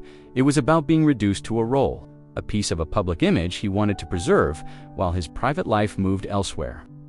When he finally stopped talking, the silence between them was deep and unbroken. She didn't agree. She didn't argue. She simply stood, picked up her untouched book, and walked past him toward the hallway. She could feel his eyes on her back as she climbed the stairs, but she didn't look back. His confession had been less about truth than about negotiation, and if he thought she was going to be part of the terms he'd set, he was going to be disappointed. The next morning, the weight of Mark's words still pressed against Claire's ribs like something lodged there, sharp and immovable. She had barely slept, lying in the dark and listening to the faint sounds of the house settling, thinking about how and when she should tell the children what she now knew. She didn't want to pull them into the middle of it, but they were already there, living in the crosscurrents, picking up pieces of truth without always recognizing them. Them both in the kitchen before school, Lily scrolling through her phone at the counter, Evan sitting at the table with a half-eaten bowl of cereal. Claire stood for a moment in the doorway, watching them, knowing that whatever she said would tilt the ground beneath their feet. "I need to talk to you," she said finally, her voice steady. Lily glanced up with mild impatience, Evan with quiet alertness. "It's about your father," she continued, walking further into the room, "and someone he's been spending time with." Lily's eyes narrowed immediately. "What are you talking about?" Claire met her gaze. "I think you already know there have been changes. He hasn't been honest with me. There's another woman in his life." The reaction was instant.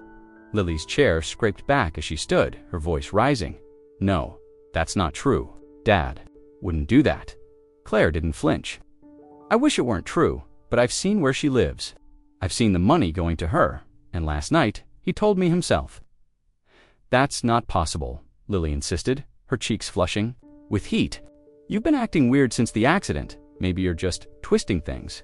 From the table, Evan spoke softly but clearly. "She's not twisting it." Lily whipped her head toward him. "You don't know what you're talking about." "Yes, I do," Evan said, his voice firmer now. "I've seen him at the park near school. Twice. Once he was walking with her, holding her hand. Another time they were sitting on a bench, and he bought her coffee." He paused, eyes fixed on his sister. "It wasn't Mom." The silence that followed was taut, each breath loud in the stillness. Lily's face went pale, but her mouth pressed into a thin line, clinging to denial. "You're just saying that because you always take Mom's side." Evan shook his head. "I'm saying it because it happened. I didn't tell Mom before because I didn't want to make it worse." Claire felt the knot in her chest tighten at his words. She wanted to comfort him, to tell him it wasn't his job to protect her. But there was no space for that yet, not with Lily standing stiff and unyielding. "You don't know everything," Lily said, her voice quieter but no less defensive. "Dad's been trying. You don't see what I see." "And what do you see?" Claire asked gently. "I see someone who's been there for me," Lily said, her voice trembling now. "When you were gone, when you didn't remember, he was the one who kept things normal." Evan looked down at his cereal, spoon turning slowly in the milk. "Normal for you, maybe," he murmured. "Not for me." Claire let the silence stretch, knowing nothing she said right now would bridge the space between them. Lily's loyalty to Mark was rooted in something deeper than the facts. It was tied to the version of him she wanted to believe in, the one she'd clung to when things started breaking apart. Finally, Lily grabbed her bag from the counter. "I don't want to talk about this anymore," she said, her voice flat. She headed for the door without another glance, leaving it to swing. Shut behind her, Evan stayed seated, his eyes on Claire. "I believe you," he said quietly, "but I think she's going to hate you for saying it." Claire reached over, resting her hand lightly on his. "She doesn't hate me, she just can't see it yet." But even as she said it, she knew the fracture between them wasn't going to close quickly, and once a crack like that formed, it had a way of widening, no matter how carefully you tried to hold the pieces together. It was raining again, the kind of steady, whispering rain that made the house feel smaller, its corners closer. Claire had been waiting for the right moment, though she wasn't sure there would ever be such a thing. She found Mark in his office, seated behind his desk with the lamplight casting a warm pool over the scattered papers. He was typing something on his laptop, his brow furrowed in focus. But when she stepped inside, he glanced up and offered a faint smile that didn't touch his eyes. "Everything okay?" he asked, as though nothing in their lives had shifted. She closed the door behind her. "We need to talk." He leaned back in his chair, his hand idly brushing the edge of a file. "All right, what about Claire?" Walked to the middle of the room, stopping where the carpet changed from the dark hardwood. For a moment, she let the rain fill the silence between them. "About my memory." Something in his expression sharpened, though he masked it quickly. The doctor said it's normal for things to come back slowly. You shouldn't. I remember everything, she said, cutting through his words. I always did. For a fraction of a second, he didn't move. Then, the smallest flicker of change passed over his face, the shift in his breathing. The way the muscles around his mouth tightened, the color drained from his cheeks, leaving him pale beneath the lamplight. You're saying he stopped? As if testing the ground before stepping on it. This whole time, you've been pretending. Yes, she said simply. From the hospital to now, I wanted to see who you were when you thought I didn't remember. Who would show up? Who wouldn't? He stood then, slow and deliberate, coming around the desk as though proximity might give him control of the moment. Do you have any idea what that means? What you've done to this family? Claire didn't move back. Do you have any idea? What you've done to this family to me? His jaw tightened. This is ridiculous. You could have just asked. I did ask, she interrupted, her voice low but unwavering. For years, I asked without the words. I asked by staying. I asked by trusting you, and every time, you showed me less. You took more. He shook his head, his eyes narrowing now. So what? You've been spying on me? Testing me? Waiting for me to fail? I didn't have to wait, she said. You gave me the answers without even realizing it. The late-night calls, the missing money, the apartment. Mark's mouth opened, then closed again. He was calculating. Claire could see it, weighing denial against anger, deciding which would serve him better. Finally, he exhaled sharply. So now what? You think you've won something here? There's nothing to win, she said, only what's left. And I wanted to see the truth before I decided what to do with it. For a long moment, they just looked at each other, the rain tapping steadily against the window behind him. The air felt heavier than it had before, as if the room itself understood something irreversible had happened. Mark's voice, when it came, was quieter but edged with steel. You've been playing a dangerous game, Claire. She let the words settle before answering. No, Mark, you have. I just stopped pretending I couldn't see it.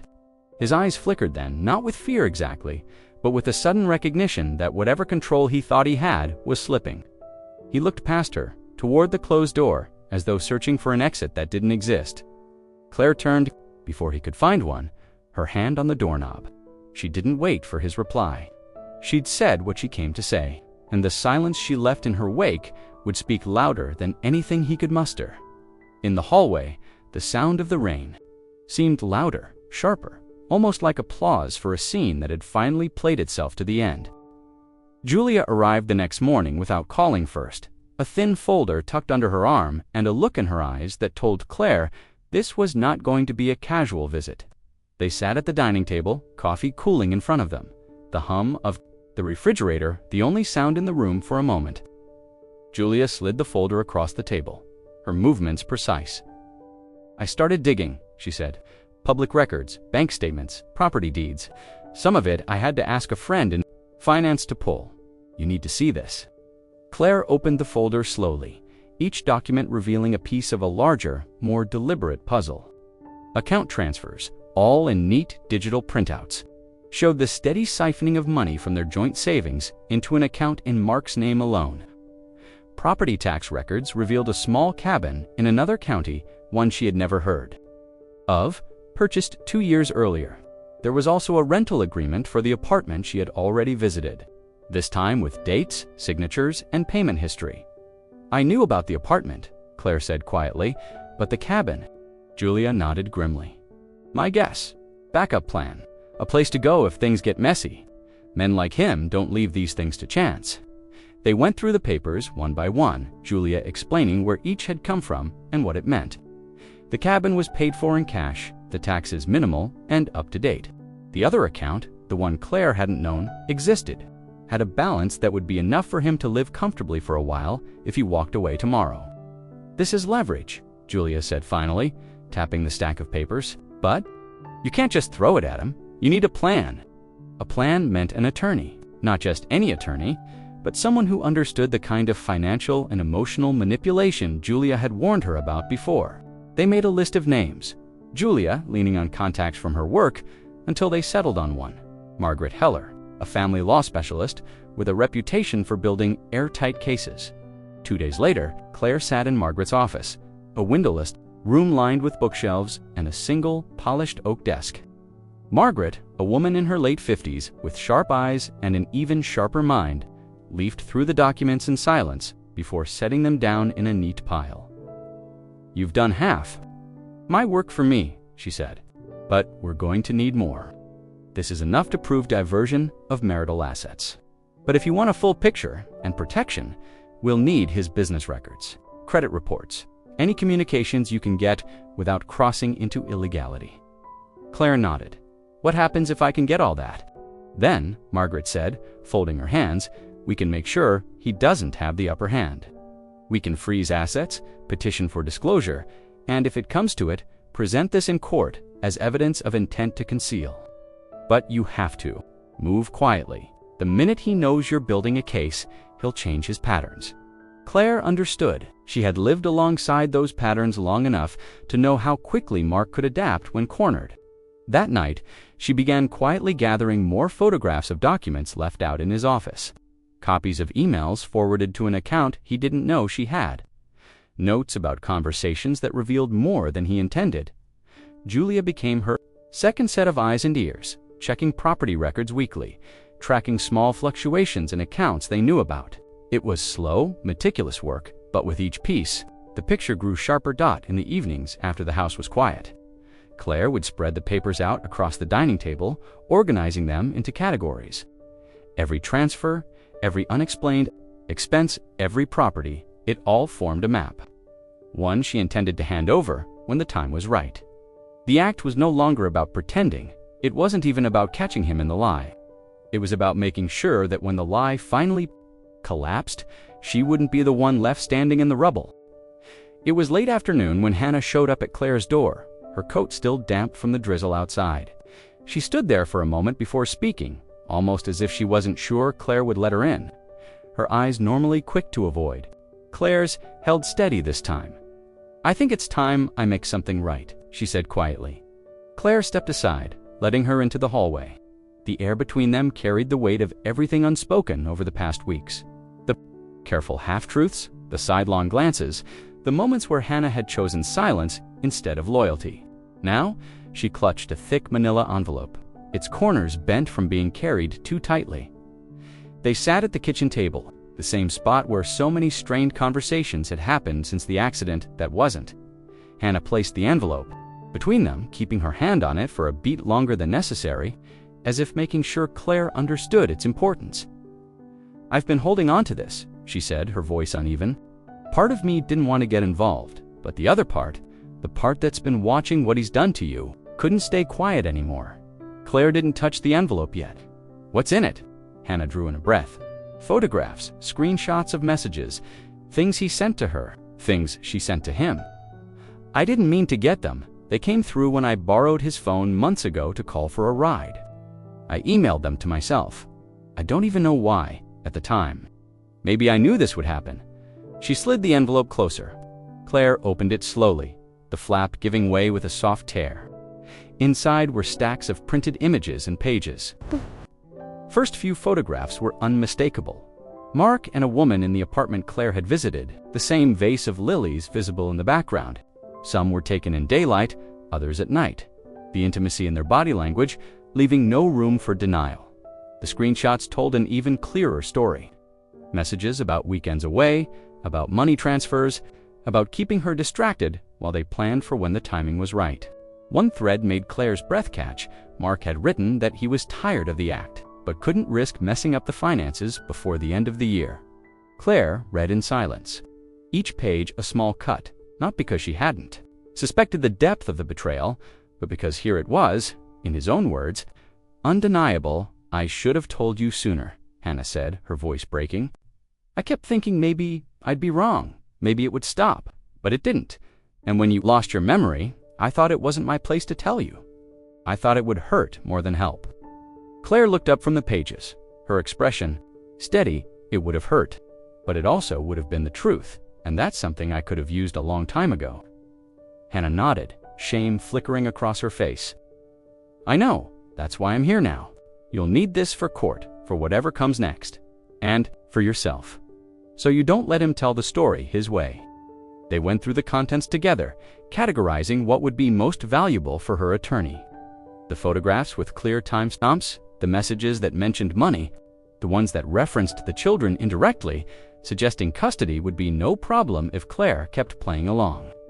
By the time they finished, the kitchen table was covered in paper, and the daylight outside had faded into the blue-gray. Of early evening, Claire gathered the most critical pieces into a separate folder, her movements deliberate. "Thank you," she said finally. Hannah let out a breath she seemed to have been holding since she arrived. "I don't expect forgiveness, but I couldn't stay quiet anymore." Claire met her eyes, and for the first time in weeks, there was no wall between them, only the recognition of a truth too big to ignore. Whatever else happened, this envelope had shifted the balance. And Mark, for all his careful planning, would never see it coming. The living room was full, the way it only ever was on birthdays or holidays. Mark's parents sat side by side on the couch, his father leaning heavily on his cane, his mother's hands folded neatly in her lap. Lily was on the armchair nearest them, knees pulled up, eyes fixed on her phone. Evan sat in the corner, quietly watching. Two of Mark's closest friends stood by the fireplace, talking in low voices, while Julia lingered near the doorway. Claire had arranged it this way on purpose. She wanted witnesses, not just to hear what she had to say, but to see how he responded when there was no space to rewrite the story later. Mark came in from the kitchen, holding a glass of water, his expression mildly puzzled as he glanced around.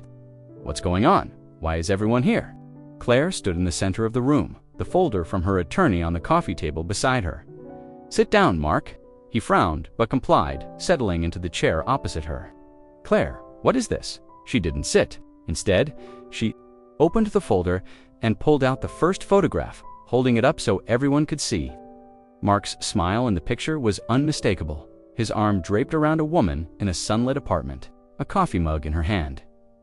"This," Claire said, "evenly, is the woman you've been seeing for over a year, the one you've been paying for with our money, the one you bought an apartment for." Lily's head snapped up, confusion flickering across her face. Mark's mother blinked rapidly, her fingers tightening in her lap. Mark gave a short laugh that didn't sound real. "This is absurd. Claire, I don't know where you," she cut him off, pulling out the next sheet, a bank statement with highlighted transfers to an account in another name. "These are the transfers you made from our joint account." Every one of them went to her, over $60,000 in the last 18 months. One of Mark's friends shifted uncomfortably. Evan sat forward in his seat, his eyes on his father. "Claire, you're twisting." Mark started again, but she reached for another document. "These," she continued, her voice steady, "are messages between the two of you. You called me a distraction. You said you were tired of the act. You planned to leave once you'd moved enough money out of my reach. Should I read them aloud?" Mark's face had gone pale, his jaw tight. "Stop this," he said, his voice low. "No," Claire said. "Not this time. You've lied to me, to them." She gestured to his parents, his friends and their children for long enough. "You've made me look like the one who couldn't be trusted. And all the while, you were the one dismantling our marriage piece by piece." Lily shook her head, her voice trembling.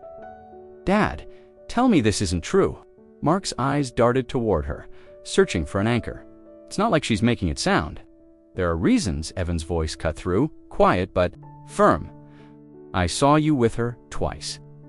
Mime's mouth lying. Silence fell, thick and unmoving. Mark's father cleared his throat, his voice heavy. "Is it true?" Mark didn't answer right away, and that pause, that hesitation, seemed louder than anything else he could have said. His mother looked away, her lips pressed tight. Claire laid the last photograph on the table, face up for all to see. "This isn't about memory loss anymore. It's about the truth, and I want it out where everyone can see it." Mark's shoulders sagged, the fight draining out of him as the weight of the room pressed in. But Claire didn't wait for his explanation. She gathered the papers back into the folder, knowing the damage to his carefully crafted image had already been done. When she finally walked out, the rain had started again, tapping softly against the windows, a steady, quiet applause for the ending she had just written herself. It was early evening when Mark came down the stairs with a suitcase in one hand and a garment bag in the other. The sound of each step was deliberate, as though he was measuring the weight of every movement. Claire was in the living room, seated. In the armchair by the window, the house felt different, quieter, but not in the way it had during the weeks of tension. This was the kind of quiet that came after a decision had been made. After the last words had been spoken, through the open front door, a black sedan waited in the driveway. The other woman stood beside it, leaning against the passenger door, her coat wrapped tightly around her. She didn't look toward the house, her gaze fixed somewhere in the distance, but Claire could see her shifting her weight from one foot to the other. The restless impatience of someone who wants to leave before the air grows heavier. Mark set the suitcase down by the door and glanced at Claire. "I'll come back for the rest," he said, his tone neutral. Claire didn't answer right away. She studied his face, not to read him. She knew there was nothing left. There she needed to understand, but to remember it exactly as it was in this moment. There was no remorse in his eyes, no regret, just a dull acceptance. As if this was simply the next step in a series of moves he'd been planning long before she'd pretended to forget her life. "Take your time," she said finally, perhaps expecting something else, anger, pleading, an argument. But she didn't move from her chair. She didn't stand to see him out, didn't follow him to the door. The choice not to cry felt deliberate, like a refusal to give the moment the weight he might have imagined it deserved. Mark's eyes flicked briefly toward the window, toward the driveway where the woman waited. Then he picked up the suitcase again and stepped outside. The air was crisp, the kind of cold that carried sound easily, and Claire could hear the muted exchange between them. A brief greeting, the click of the car door opening, the thud as the suitcase was set in the trunk. She stayed seated as the engine started. From her vantage point, she saw the way he settled into the passenger seat without looking back. The way the woman gripped the steering wheel before pulling away. The car reversed slowly, its headlights sweeping across the walls of the house, briefly illuminating the photographs that still hung there, their family. Frozen in moments that no longer belonged to them, the taillights disappeared down the street, swallowed by the curve of the road. The sound of the engine faded until it was gone entirely, leaving only the soft hum of the refrigerator and the faint ticking of the clock in the hallway.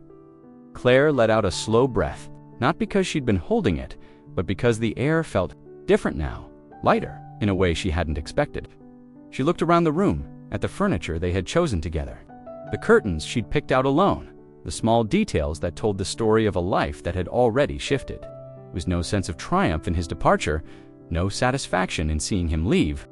What remained was quieter, the steady awareness that this was the point where the story no longer included him, at least not in the same way. She didn't need to imagine what came next for him, because it no longer concerned her. Outside, the evening settled into darkness. Claire stood at last, crossing to the window.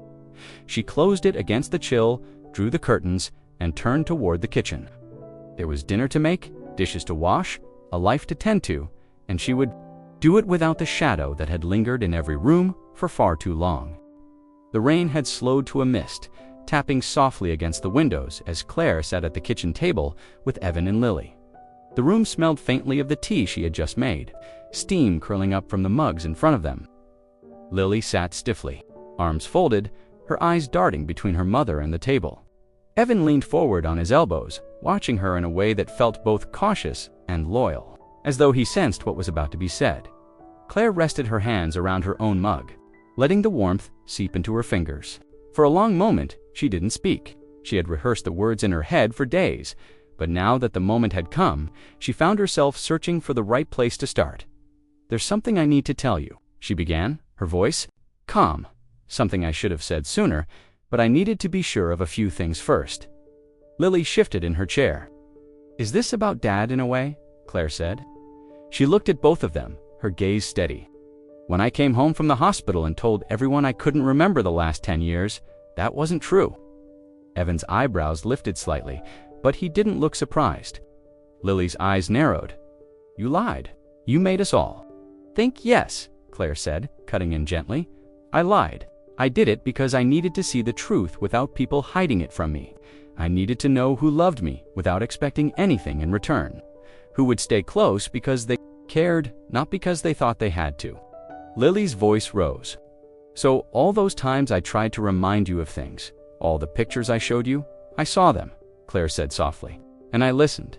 and I paid attention to who was showing me love and who was showing me something else. It wasn't easy for you, I know, and I'm sorry you had to go through that." Evan's voice was quiet but certain. "You were testing us." Claire looked at him, a faint smile tugging at the corner of her mouth. "Not you. I already knew where you stood." He didn't answer, but she saw the flicker of understanding in his expression. "I learned a lot in these weeks," she continued. "Some of it broke my heart. Your father," she stopped for a moment, letting the weight of it settle, "showed me exactly where I stood in his life, and it wasn't where I thought I was." Lily looked down at her mug, her fingers tightening around it. "You think I chose him over you?" "I think you were hurt," Claire said. "I think you were angry and confused, and maybe it was easier to believe his version of things. But I also think you needed time to see what I saw." Silence filled the kitchen, not sharp or hostile, but heavy with unspoken thoughts. Claire let it linger. "This wasn't a conversation to rush. I didn't do this to hurt either of you," she said finally. "I did it because I needed clarity, and I have it now. I know who I can trust. I know who will tell me the truth, even when it's hard. And I know who I need to protect, including myself." Evan glanced at his sister, then back at their mother. "So what happens now?" Claire took a slow sip of her tea before answering. "Now, we move forward, without pretending, without lies, and without people in our lives who think love is something they can give and take depending on what they get in return." Lily's eyes shimmered, but she didn't speak.